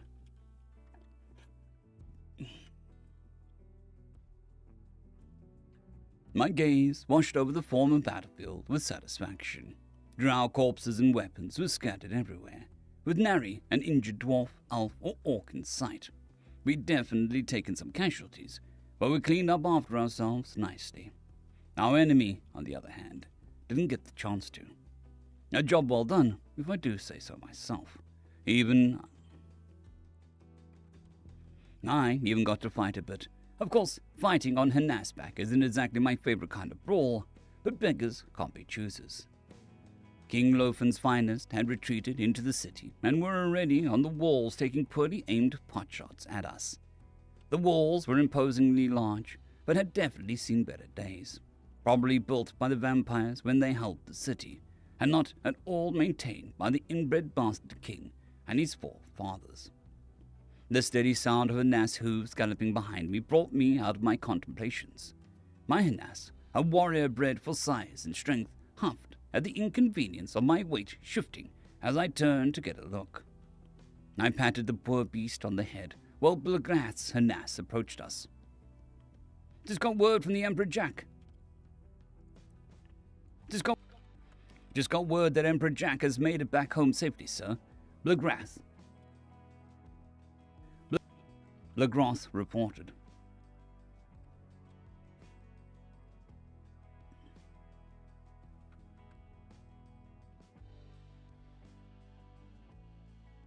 Once Jack, Markov, and I had finished our strategy meeting, the Dwarven Emperor had decided to leave the rest of the fight in the hands of his top general. Then he went home, leaving the vast majority of the army he'd brought along with him in my care. Things had moved pretty quickly after that. Messengers had been sent out to all the great chiefs declaring war on the Night Kingdom, and not a single protest was sent in reply. As a matter of fact, many of the great chiefs sent their best mer to join me. That combined with the surprising competency of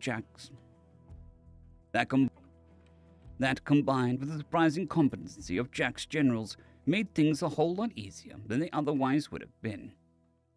General Jakiv, who also happened to be Jack's youngest cousin, didn't get to where he was from nepotism.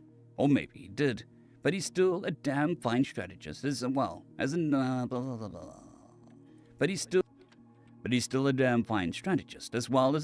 leader. Were it not for Jack II, Jakiv would likely be a strong candidate for the throne. Plus, he and General Markov were getting along famously. All of this had made the campaign into the Night Kingdom, well, for lack of a better word, fun. Leading a war band against an incompetent foe with competent allies, what could be more elating for such an orc such as I? What could be more elating for an orc such as I? Unfortunately, it had only taken us a week to push the Drow forces back to their capital. Not going to be long until I'm back in the office. Good to hear. How are the preparations going? I asked.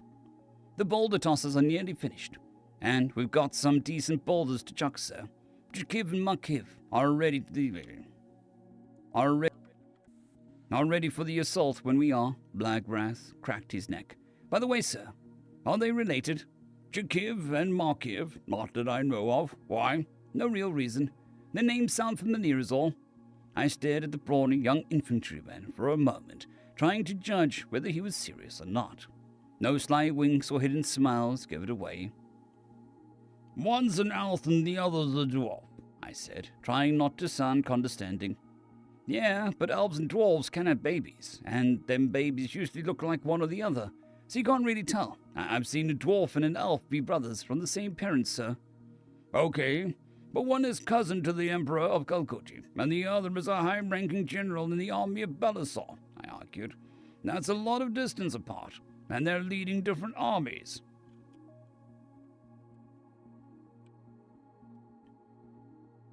But Belisar and Calcutta are on friendly terms, so it wouldn't be unheard of for a powerful family to have positions of power in both nations, sir. Not only was he serious, but he now had me doubting Jakiv's and Makiv's familial origins. Not only was he serious, but he now had me doubting Jakiv's and Makiv's family origins. What I had initially believed to be an ignorant assumption turned out to be a well-thought-out question that I don't have a good answer for. I can see why High Chief Ulmog lent him to me. I'll have to give the city of Horvaz a tax cut. I'll have to give the city of Horvaz a tax cut as way of thanks. Well, all I know is that they aren't related, I said with a shrug. At least not closely. Changing the subject, I need you to spread the word. Once the boulder tosses are ready and loaded, they're going to fire 3 volleys, which should open up the walls. Nobody's to charge until the 3rd volley is in the air. Right, or else we'll be squishing our own, Blagrath nodded sagely. What do we do if 3 volleys isn't enough to bring down a good enough portion of the wall? It should. These walls aren't exactly the best condition. These walls aren't exactly the best on the continent, I chuckled. But, yeah, if the walls somehow stand up to the volleys, or if we miss, just call a retreat. So charge once the 3rd volley is in the air. If the wall doesn't fall, retreat. Easy, right? Sounds like a plan, sir. Blagrath turned on his ass and rode off.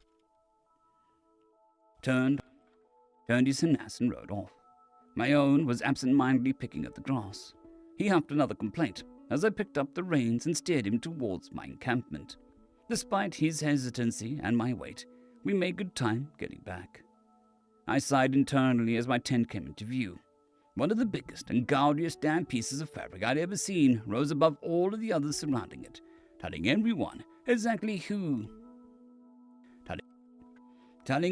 who had eyes exactly where the High Chief sleeps at night. Even the tents of the great chiefs who managed to catch up to us were tiny in comparison. Good afternoon, Fubits. Welcome. Thank you. I definitely try.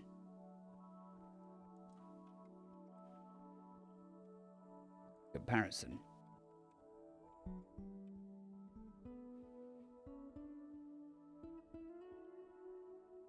If the Drow were a more capable foe, it would be a fecking stupid to show them exactly where we strike.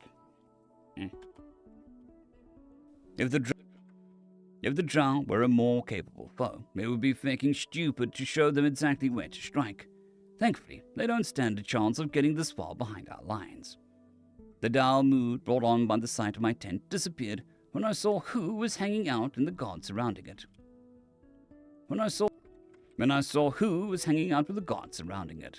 "Oh, Mag, glad you decided to join us," I shouted and waved.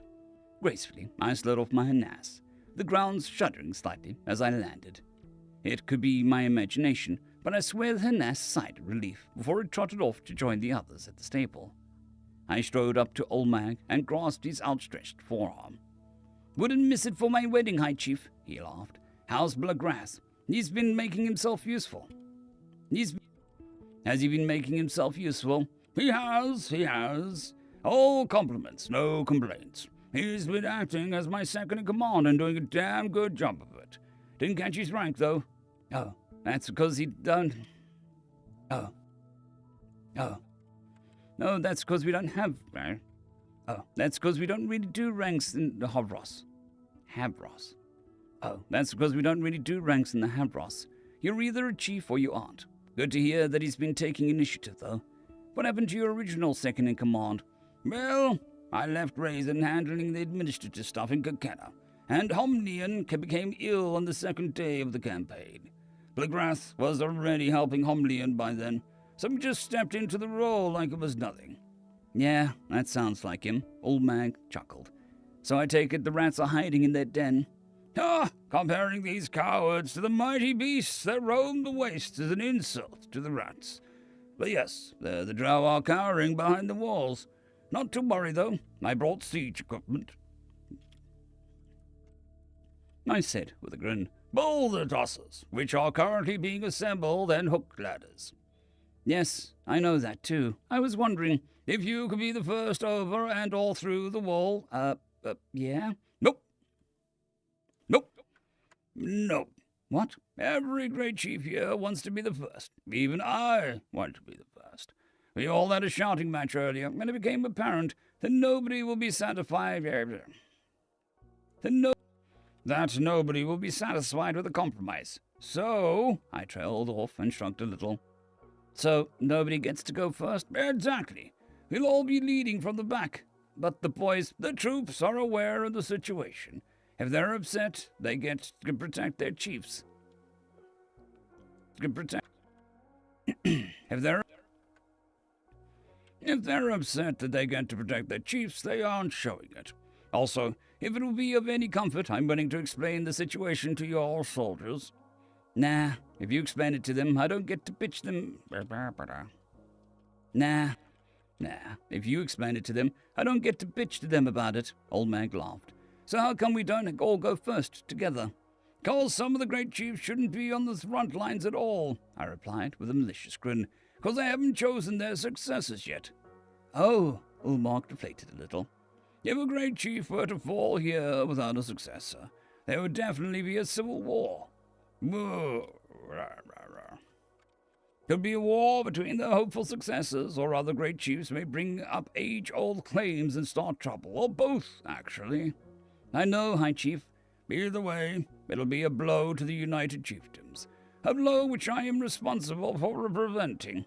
Yes, High Chief, I just, He trailed off, then looked inspired. Wait, what about Blagrath? Huh? I asked, dumbfounded. Blagrath can be my successor. Can be my successor. You said he's been doing a real good job, right? You can't choose your successor on the battlefield, I shouted, especially from those who may also fall in battle. Come on, High Chief. He's perfect. Old Man grinned. No! You will do this the right way, or not at all, goddammit. There's traditions to uphold, feasts and such. A good successor deserves at least that much. I crossed my arms angrily. Plus, you're not the only great chief to have been lazy in choosing their successor. Fuck. Yep. So we all hang back. So we all hang out in the back, safe and sound. All right, he sighed. I'll go and tell the boys. Oh, wait. When are we charging? Not long now. I'll wait until you're ready to give the order for the boulder tossers to fire, though. When the third volley is in the air, we charge. If the rocks don't make room for us in the walls, we're going to retreat and throw more. But you brought ladders, right? Yeah. But we don't want to use them if we don't have to. Numerically, we've got a fairly even fight. But if we get caught up in the choke points, that can change damn quick. With how they fight, it isn't as if we would take that many losses. With how they fight, it isn't as if we would take that many losses. I don't like spending lives that we don't have to spend, old Mag, I said with a solemn shake of my head. Yeah, that's why you're the High Chief, I guess, Old Mag said, then grinned. Plus the fact that you're fucking enormous. You old fecker, I said with a laugh. Don't you got some soldiers to talk to? He laughed and walked away with a wave. I smiled and shook my head. I nodded at the guards stationed around my tent, but they ignored me, continuing their vigil as I entered. Once inside, I unbuckled my sheath and set the hefty blade down upon the planning table, which hadn't seen a lot of use. There were conflicts in the past where it had seemed like I'd been at this table for the entire duration. But this time, we made a plan and it worked. The Drow had been even less prepared for a counter-invasion than I'd hoped. They'd fallen for every trap and tactic that we'd thrown at them, and now they were going to lose the capital. The only real hiccup we had run into so far was the thrice-damned vampires. The first few villages we took were absolutely lousy with the bastards. So much so that Markov had wondered aloud if King Lofen had even tried to exterminate the fuckers. There had also been some skirmishes with vampire brood, a deadly beast. There had also been some skirmishes with vampire broods, deadly beasts, but no match for well-trained soldiers supported by mages, even less deadly to mages on Hanas's back. I chuckled as I imagined the enemy's first reaction to our magical cavalry. "Hi, Chief," a voice called from outside my tent. "Scout Lien has a report for you." Lien, an orc from a small village who had a knack for learning new surroundings and spotting minor details. They'd done so well as a scout during the invasion of Blurpus that Great Chief Tormund had insisted that I take her under my wing. Though I was glad that she made it back in one piece, a small sense of dread rose up within me as I remembered her assignment. "Enter," I said, taking a seat. The tent flap opened, and the orc, just over half my size and covered head to toe in cloak and hood, entered. Leyen removed her hood, and her long, light brown hair fell across the back of her cloak. She knelt, and that very same hair covered her face. "O highest of chiefs," she said sarcastically, "I have come to deliver unto you—" "Oh, come now! Oh, come on!" I interrupted. "Enough with the theatrics. Get up and report." "Yes, sir," she chuckled as she rose.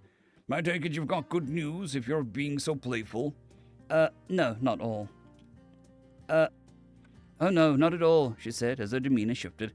"I thought my little performance would ease the blow, as it were." A small sense of dread grew larger. "Report," I said coldly. "I found the vampires," she replied, all sense of levity gone. "They're amassing in the east." "Amassing? How many?" "At least 10,000 brood, likely more. But I couldn't get close enough to count them all. But I couldn't get close enough to count all of them. There's also a few dozen vampires among them." "How could you tell?" "The brood don't eat vampires," she shuddered. The brood don't eat vampires," she shuddered. "That's the only meat they won't eat, it seems. She trailed off, staring at the floor. I'd seen plenty of monsters feed off people before, and I knew how many nightmares it takes to forget such a sight. "I understand, Lion," I said softly. "I'm sorry you had to see that." "Wish I could say that I've seen worse, High Chief," she replied. "But only if that meant what I saw wasn't as bad as it was. They're ravishing the countryside and, preparing to march." "Crap." "Yeah." "Crap." "Yeah." "Any hints as to where they came from?" I asked. "No, sir. It's like they just popped up from the ground or something." My thoughts turned to reports from the invasion of Blurpus. The commander had been a half-breed drow vampire and had the captured orcs dig out a chamber of horrors beneath the village they took. I wonder how many villages were in the Night Kingdom had a similar pit beneath them. "I need Makov and Jakov," I said. "Yes, sir." Yes, sir. Yes, sir, I thought so too. Sent a runner the moment I hit camp. They should be here, so—" "Sir, the generals are here for you," one of the guards said from outside. "Send them in," I commanded, and stood, strapping my sword back on. Both Makov and Jakov hurried into the tent. "A vampire army," Makov said. "Never thought I'd see the day." "It isn't outside of my expectations," I replied. "Figured there'd be a host of them somewhere. However, the size is concerning." 6,000 against 10,000, Jakov added. "It'll be a close thing." "Lion, set the marker," I said. Liane moved to the table and picked up the piece of stone that was painted red. She stared at the map for a moment, then placed the stone upon it. "Very good. If there is nothing else, you are dismissed." She nodded and left the tent as the generals approached the table. I stared at the new red marker, demonstrating a large enemy host to our east. Something about it It's fairly far, thankfully, Jacob said. Gives us time to prepare. Not much, Jacob replied. We can't turn our back on these walls, else we invite the drow daggers. Indeed, I agreed. Splitting our forces in two would weaken us too much as well. So we stick to our current plan. Take the city, then fortify it, the vampires. Take the city and fortify it against the vampires. Would Lofen surrender if you told him about this? No, he would never do something so smart. No, he would never do something so smart, Jacob chuckled. Either he wouldn't believe us and we'd have to fight anyway, or he'd betray us at first chance he got. We would also lose precious time waiting for a reply, I added, then noticed Jacob shifting uncomfortably. What's wrong? I rode here in due haste, he replied. Didn't allow me time for her nass to be saddled, so I'm, pained. Jacob and I nodded knowingly. Riding her nass without a saddle is a pain that is known to most who have learned to ride. Many riding instructors consider it a rite of passage to have their pupils experience this unique type of injury. The pain is immediate, but then fades a few minutes after you dismount her nass. Then it comes back with a vengeance, seemingly clawing at your insides and causing nausea as it goes. I do hope someone's bringing your saddle, Jacob said with a chuckle. Yes, but never mind me. What do we do once we take the city? We'll worry about it. We'll worry about the walls first and foremost. Once we're in the walls, we'll get to work plugging the holes, I explained. It'll take the vampires a day or so to get here from all the way over there, so we can use the mages to help take the city. Once everything's settled down, we'll put the mages who know fire magic in whichever sections of the wall survive our assault. It's 6,000, not full vampires, ghouls basically, but still sucks. Brood. So lesser vampires, way lesser vampires.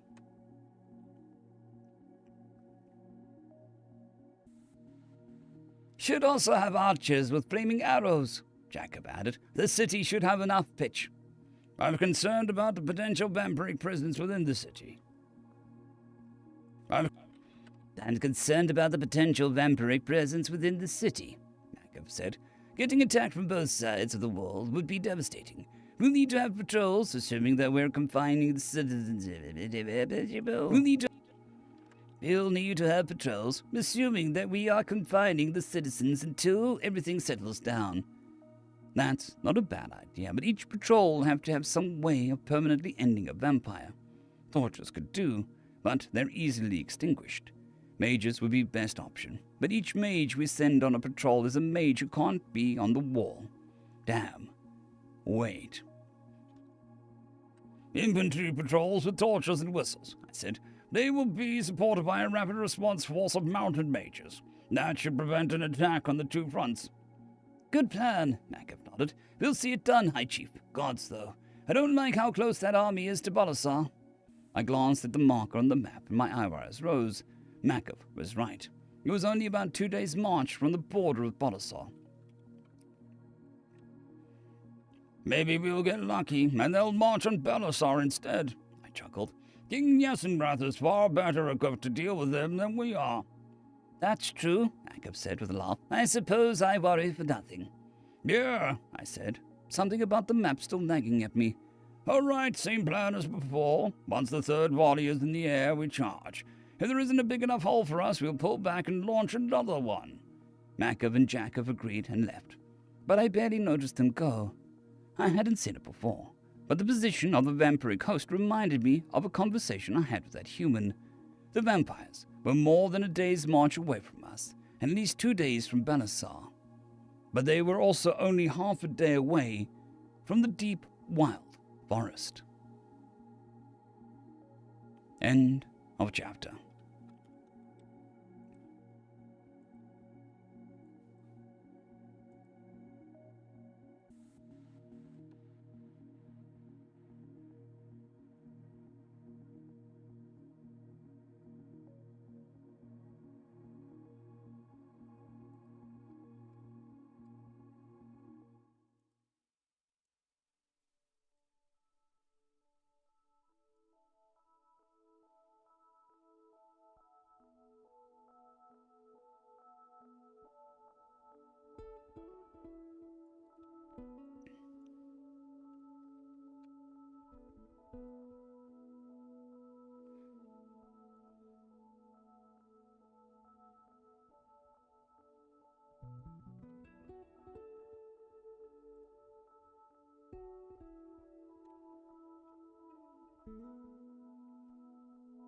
Doing a chapter of Nope is definitely not ideal.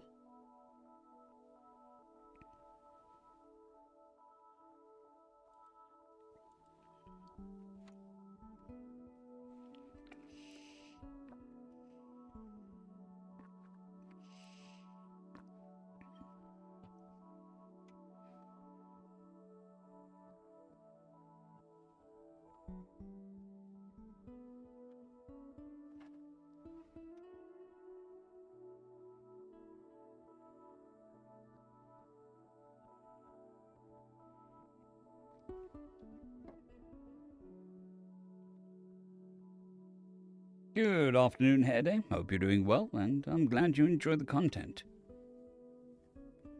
Streaming the creation does add a little bit of difficulty, but people seem to enjoy it, so we keep doing it.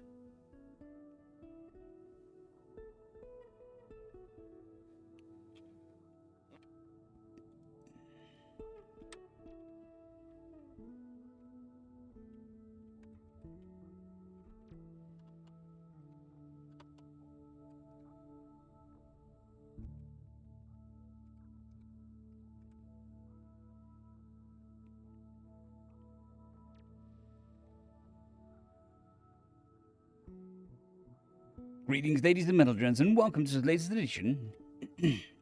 Greetings, ladies and metal-gents. Greetings, ladies and metal-gents, and welcome to the latest narration of the web series The Nature of Predators, Book 2. If you are new to the series, there is a playlist listed down below in the description, and as always, I hope that you enjoy.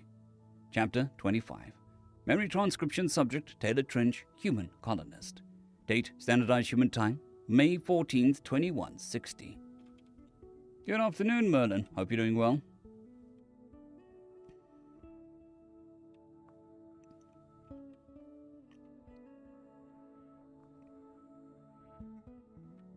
Keeping one eye on the Habs module's entrance, I found myself thinking as I waited for Gress to arrive.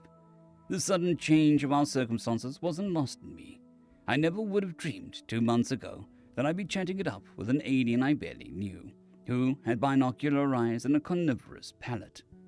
It would be defied in my... It would have defied my imagination that I'd signed up to take marching orders from a bird, after avians were responsible for our near extinction. That was without mention that the rent collector I once loathed was now someone I talked to with daily, who wrangled up help building this entire city from cyborg turtles. It was shocking that Gress had tolerated my unmasked face, let alone deemed me cute. The Krev can hardly look at us without getting multi-eyed, but I haven't seen that from the Jaslips or the Reskits. Where does Quana find humans on a scale of monstrosity to precious petable monkeys? Cheers, Postmatic. Hope you have a good snooze. We'll see you tomorrow. So, I ventured, unsure how to broach the subject. You, know how the Krev find us? Quana's laughter was a light rumble. Cute? Yeah. I was sort of wondering what the other species thought about that, and, how we look to you. I don't mind primates, but you're nothing special to me. No offense, honestly. Well, but you're nothing special to me. No offense, honestly. Well, there's a little oddball owner outside the Krev species. They never took off on other planets. We domesticated animals, just not in that way. It, must be weird for you, I take it. I raised my eyebrows. The way they treat us like little cuddle bunnies is weird, the part. The ogres are a breath of fresh air, and we're cool with it. We were the weirdos that would try to keep anything as a pet. Hell, I've heard people on Earth tried keeping pet monkeys, but that wasn't so successful. A handful of our colonists already adopted ogres. The second travel opened up, so we'll see how that goes. Really? I would have thought it would be too uncanny for you to adopt another primate as a pet. Are you thinking of getting an oboe? Fuck no. You look like... You look at them wrong and those things just attack. There's a lot of lonely humans that want companionship, and miss our canine and feline friends from home. But their desperation shows. You better not say that within earshot of a Krev, or they'll see to fixing that. Oh, believe me, I know. To be honest with you, we're so affection-starved that it's not the worst thing in the world. But don't go around saying that. Your secret's safe with me, Taylor. I sure hope so. My buddy will be here any minute, I chuckled. Enough of my woes telespiel. You knew the Reskets would treat you like shit, right? Why join the military at all? Quana pinned her ears back. I signed up for you, hearing what humanity went through. I think I can put up with the Kiblarians. I think I can put up with the Kiblarhans. I think I can put up with the Kiblarhans like Mafani for a few weeks. You lost everything, fleeing your homeworld just like us. But you believed you'd be killed on sight. You lived underground in brutal conditions for decades. Even with gifted ships, a few thousand of you can't mount a defense alone. And the cage shop for Tellus won't be done for years. Someone has to be there for you and keep you safe. I see.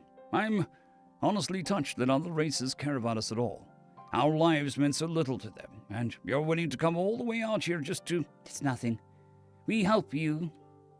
We help you when you're at your lowest, and someday you'll repay the favor. That's how things go. That's how these things go. A friendship of generations, and one that's not mired with old resentment, like us and the rest of the consortium. Ha! I sure hope that we wouldn't be...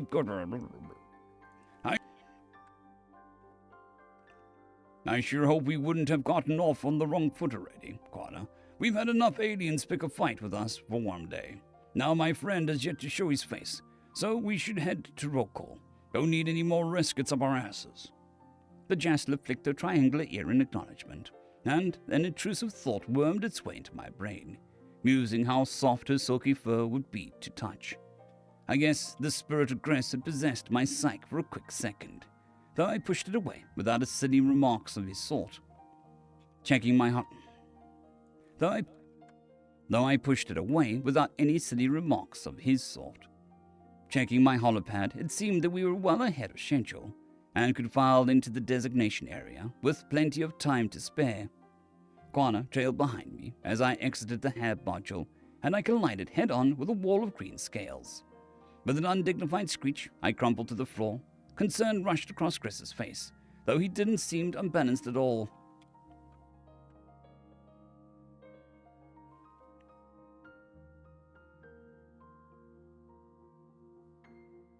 Shit, those crab scales are hardy. It's like running into a brick wall. Chris's claws wrapped around my forearm, hoisting me to my feet. Taylor, I didn't mean to bowl you over. Are you all right? Oh, fuck off. That's my second time getting decked this afternoon, I groaned. Oh, really? What was the first? Charisse prompted. What was the first? Charisse prompted from her position just behind Krev. Who did you piss off now? I got kicked by a Resket. It's a long story, but I made a friend out of it, so I regret nothing. That's no joke. A Resket could have carved in your chest. A Resket could have caved in your chest if they wanted to. Gress's paws migrated to my chest, feeling whether my bones were intact. He paused in my pained huff when he touched the inflamed area. You should get that checked out by a medical staff and report whoever... The Krebs' words broke off as he moved to my side and laid eyes on Quana. I glanced over my shoulder, seeing that the Jaslip had fixed him with a glare that could melt ice. She hadn't looked this incensed when Mafani was laying into her. I'd feared that she might have problems with Gress's kind, but it sounded like the Reskets were the worst. The scaly mammal was fixated on the swirling symbol where the fur was cut shorter on her chest, looking like he'd seen a ghost. He raised a claw. He raised a claw in an accusatory fashion towards her, before turning back to me in a panic.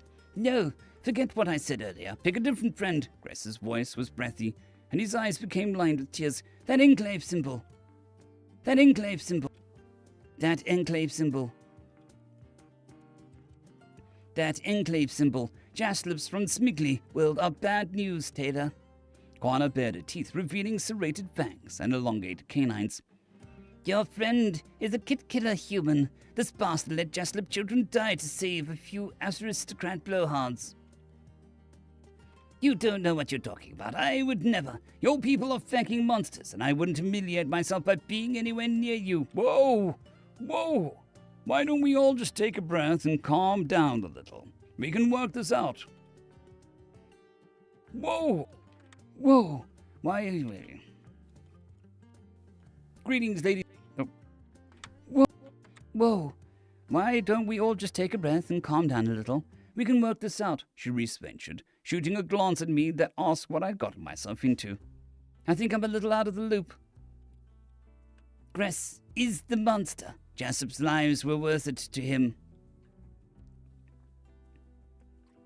Gress is the monster. Jassup's lives weren't worth it to him. It's part of a long history of Krev in positions of power not caring about how many of us died, Quana growled. The Krev was staring at his claws like they'd betrayed him, gaze growing wider. You don't know me. You and your people act like we each personally were involved with Esquo.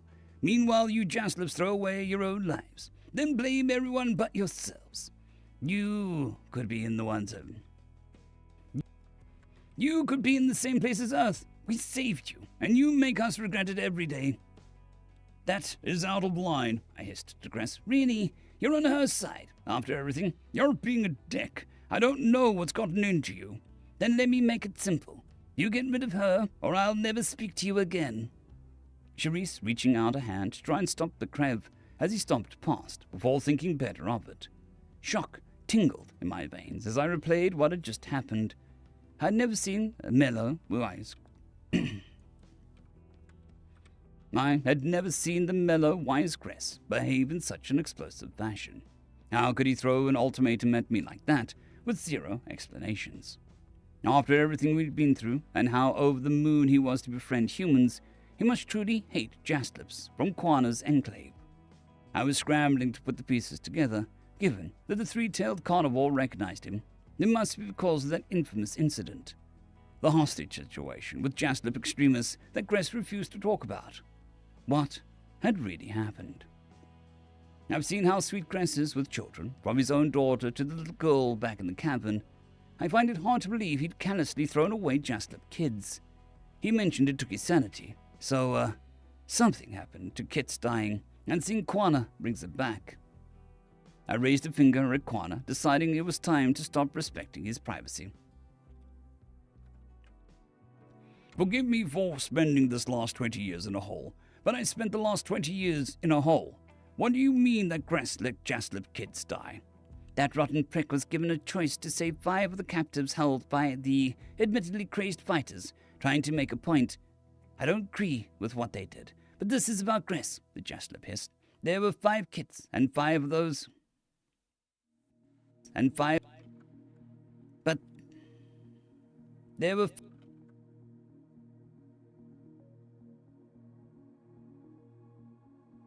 There were 5 kits, and 5 or... There were 5 kits, and the 5 who's of Tonvos, including Delegate Reichson and the Master of the Treasury. That man picked the 5 Krev without hesitating, or even trying to bargain. Charisse shook her head. That can't be right. I haven't known Gress that long, but I know he cares about life. He didn't want anyone to die here, even when he hated us. For all the Krev care about life, they still pulled off the Esquo massacre. They slaughtered people indiscriminately for going against them, then act like they've done the consortium a favor. That tells you that they're quite capable of trading lives. You heard Gress call it a salvation. That's what he thinks of Jaslip deaths. Quana, massacre is a bit drastic. Massacre...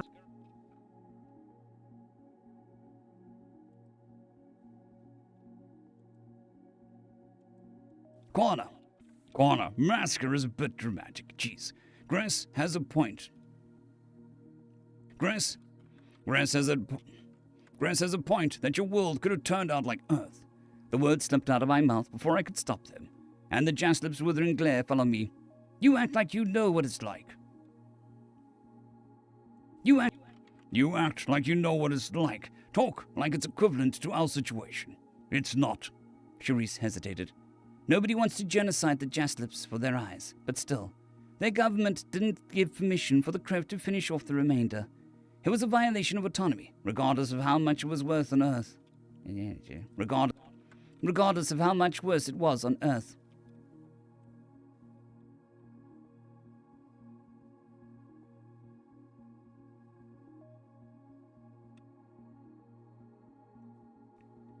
It sucks that the craft did it during hibernation, but it's blown out of proportion. They spent 30 years evacuating billions of jaslips, and Quana is alive because they moved some of the cold. And Quana is alive because they moved some of the holdouts. They tried. They at least cared more than the feds. A few stragglers died in Esco compared to the all 10 billion of us. A few stragglers. Quana laughed bitterly, lips curling back in a sneer. Is that how your crab friend put it? Tell me your definition of a few. How many jaslips were killed or relocated during the Esco massacre? A couple million? Not that small, but compared to... Higher. 50? 50 million? Charisse asked tentatively, not daring to go any higher. That would be a lot of stragglers, but add some zeros, humans. Hurt tugged my eyebrows down, as I questioned why Gress had glossed over the calamity scale. 100 million? 200 million? 3? Well, you've got how many... Well, you've gotten how many were killed. It was a tad bit higher, but I'll give you that. You've gotten how many were killed, but it's a tad bit higher. But I'll give it to you. I asked you the total relocated and killed. 500 million? Charisse frowned, and Quana's pupils flicked upwards. Higher. The human security guard understood as well, as I did, that is becoming a sizable proportion of the Jaslip's population. A billion? 1 billion stragglers that didn't want to leave Esco. But you know, the Krebs saved us. Why are we so dramatic, right, Taylor? Those are amateur numbers. It's actually okay, because 70% of us ended up on Omol alive. I didn't know. That is a lot more like Earth than I thought. No wonder the Jaslip government wouldn't sign on the bombing of billion souls, or even when it was whited down to a few 100 million. You don't move on from that many deaths. We know that, and I'm sorry. Quana. We know that. We know that, and I'm sorry, Quana. Gress gave me zero indication that it was anything on that scale. Of course he didn't. I can forgive your ignorance. Gress didn't want you to spot the monster in him. So he blew it off. It's hard to claim the Crib protected us when they just did the Federation's work for them. I thought he was my friend. I thought he was a good man. Charisse grabbed my elbow. Do you want to confront him? I know. I'm not missing roll call for this freaking guy. I don't want to talk to Gress, realizing what a slimeball he was. I looked to him for guidance, to get my life back on track. Feck him. Let's go together. Send a message, Quana decided. By the way, human number 2, I'm Quana. Do you have a name, foul predator? Charisse grinned, dimples showing on her olive cheeks. Charisse Benson. I see that you've already met Taylor Trench, enemies of Onabers. That's right. I'm going to steal Gress's over, and... I'm going to steal Gress's over and punt him from orbital rings, I added. Quick way to test terminal velocity and Avor. Juvra's sacrifice for science will be appreciated. The poor Ober did nothing wrong. I think you'd get along great if you kept him. You could put some dried insects on your head for him to eat and... I will let the Reskets pummel you. Temperamental as always. We're here, hotshot. I glanced around at my fellow recruits, lining up in rows throughout the courtyard. Seeing many humans wearing that forest-colored athletic wear crafted by the Grev reminded me that I had donned it, that I'd allied myself with them so readily because I trusted Grass. Their species had done a great deal to save tennis, so I knew it was irritation. So I knew it was irrational to want to shirk every association with them. Quana expressed distaste for Grass specifically, not all Krev.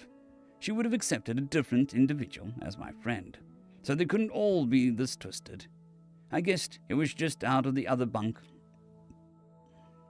I guessed it just turned out the other bunk had a vacancy after all. Still, after I'd finally opened myself up to an alien, this is how I was rewarded. Hopefully Gress follows through on his promise to not speak to me again. I'm sure as shit not ditching Quana. The rescue commanders began reading names as soon as they stepped into the courtyard, bellowing them at such volume that it jolted me out of my thoughts. I tried to stand at attention and wipe any semblance of sadness from my face. After everything I'd gone through on Tellus, this should be nothing.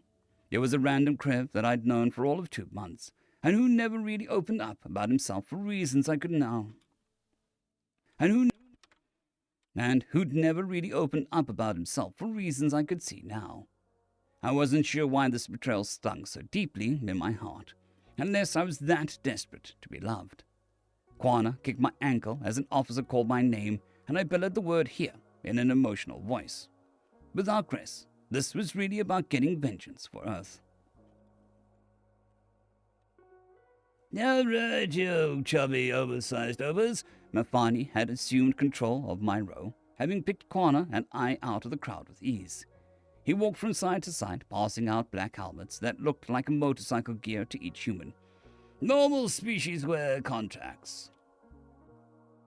Normal species wear contacts, but apparently we've got to hide your faces in case the feds mosey on out here. This shit is called augmented reality. There's a button on the side, press it with a booger-eating finger, and it turns on. That's right, I know how nasty primates are. I thought about shoving a finger up my nose and flicking at the jackass to send a message. I guess this guy's decided to go after our whole species, thanks to our encounter. Silence! Non-humans, insert your contacts right the fuck now. This is your compass, your name directory, and your intelligence center all in one. It'll help you maybe line your shots up and track the enemy, rather than tracking your receding hairline. You get your helmet. You get your helmet. You move the feck out. Go to the range and get some shooting in. Whoever does the worst is going to feckin' get it. Am I understood? Yes, sir. A few of the more gung-ho humans shouted. Good, you peasants better not slow us all down. I don't take it from the I don't take it from the Trumbull, and I won't take it from you. The Resket passed helmets out of the box. The Reskets passed helmets out of the box, conveniently getting to me last. He made a show of turning the empty box upside down before crushing the cardboard box in a dramatic display. Oh, that's a shame. It looks like we're one short. You'll have to shoot without it, Taylor.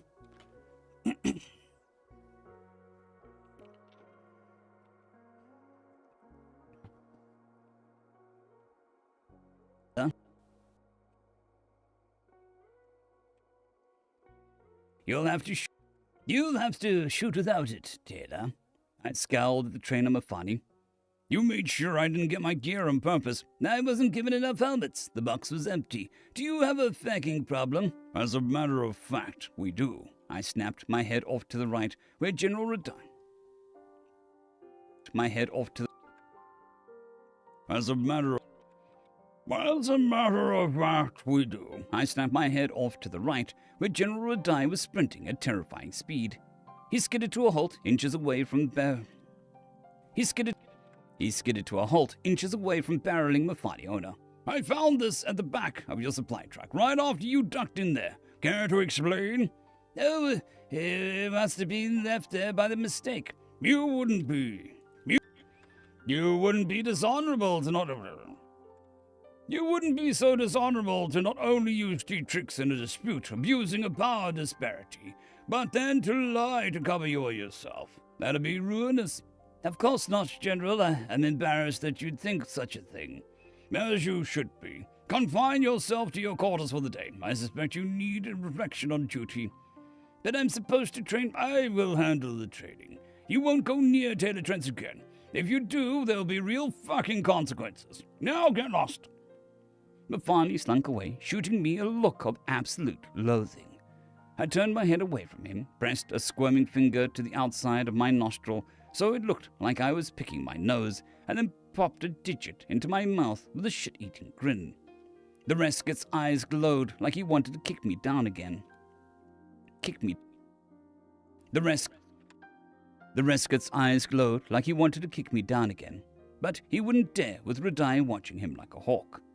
Quana laughed into a paw while Charisse pretended to be busy inspecting her helmet. It was satisfying to see our rival put in his place, and to have someone swoop in and wouldn't sabotage my training at every turn.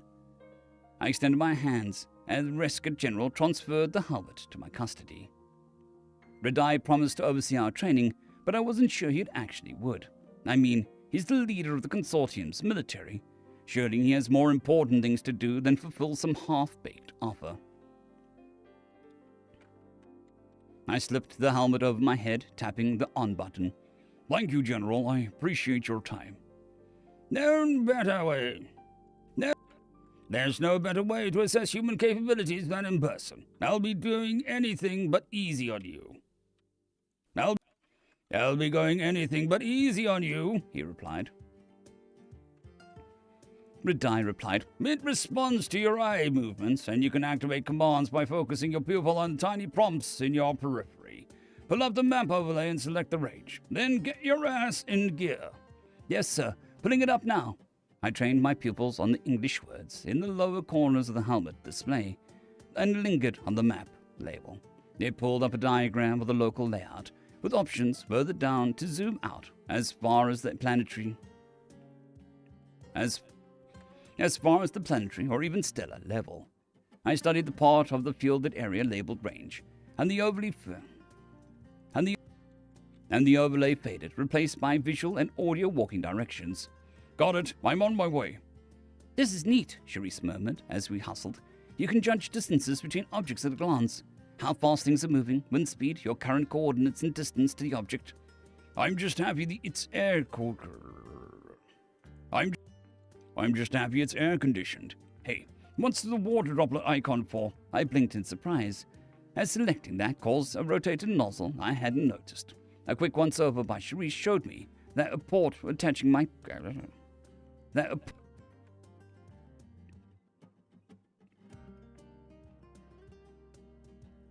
A quick once-over by Charisse showed me a port for attaching my water carrier. I tried to drink from it, and the system seemed to assist with defying gravity. Well, shit. Shit. You don't even have to take this off to hydrate. This is way better than the helmets we wore. That's some of the next generation stuff, though it's best suited for binocular eyes. The peripheral versions still need tweaking. The peripheral vision still needs tweaking, or so I've heard, Quana remarked. Those brain baskets impede bullets, monitor vitals, filter out toxins, and do all sorts of fancy shit. Estimate the count of your bullets and energy cells. Switch to night vision, help you perform first aid on yourself or another if your medic goes down. Cool beans. I'm not used to having this much...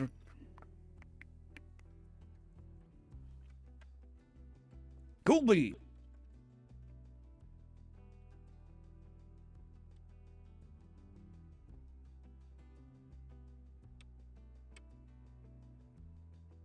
Yes, I suppose that could have been a good joke. Goes down.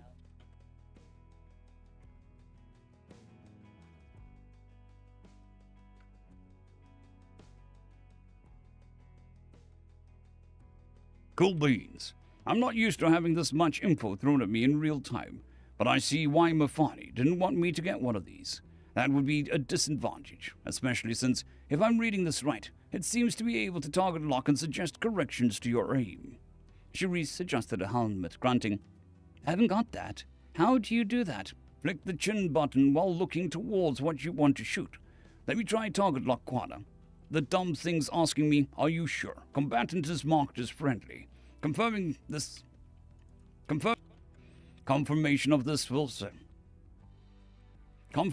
this setting will be reported to your commanding officer. The Jaslip snorted. Joke's on you for needing to target me 2 feet away. Joke's on you for needing to target me from 2 feet away. Now quit goofing off before we get another rescue on our case. This one for legitimate reasons. What can I say? I'm a tailful, remember? My carnivorous friend giggled, and despite the emotional taxation of Gress's betrayal, I arrived at the range with my head held high. Maybe I had the right the first time. Maybe I had it right the first time, when I despised him for extorting rent from us. There wasn't any more thought I needed to devote to him. This was my opportunity to fight for humanity, and atone for the people who'd been hurt because of my mistakes in the past. Regardless of what they had meant to be, No individual was going to stand between me and my mission. End of story. Nope. End of chapter. Alrighty. 2 hours. 3 hours. Ooh, how time flies. 16,000 words, 6 chapters of stories, 3 hours of stream. I think that's going to be me for the day. Good morning, Natalist. Hope you're doing well. However, we are going to be indignant for the day.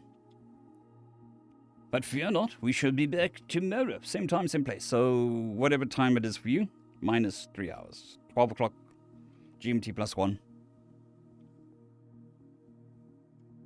Oh, GMT. Can't remember. But I will be back on tomorrow, doing more narration stuff. Good morning, Field. Hope you're doing well.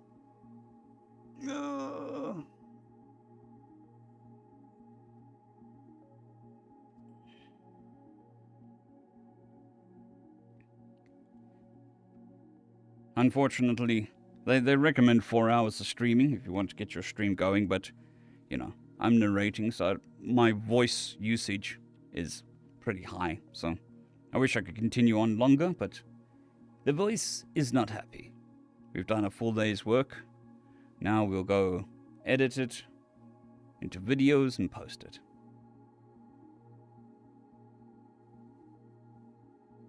But we will be back tomorrow. Thank you all for spending your time with me. It's very much appreciated, especially in this day and age where attention is in a common enemy and a resource. So spending it with me is very much appreciated. I hope you all have a great day, wherever you are, whatever you're doing. And I'll see you tomorrow. Cheers.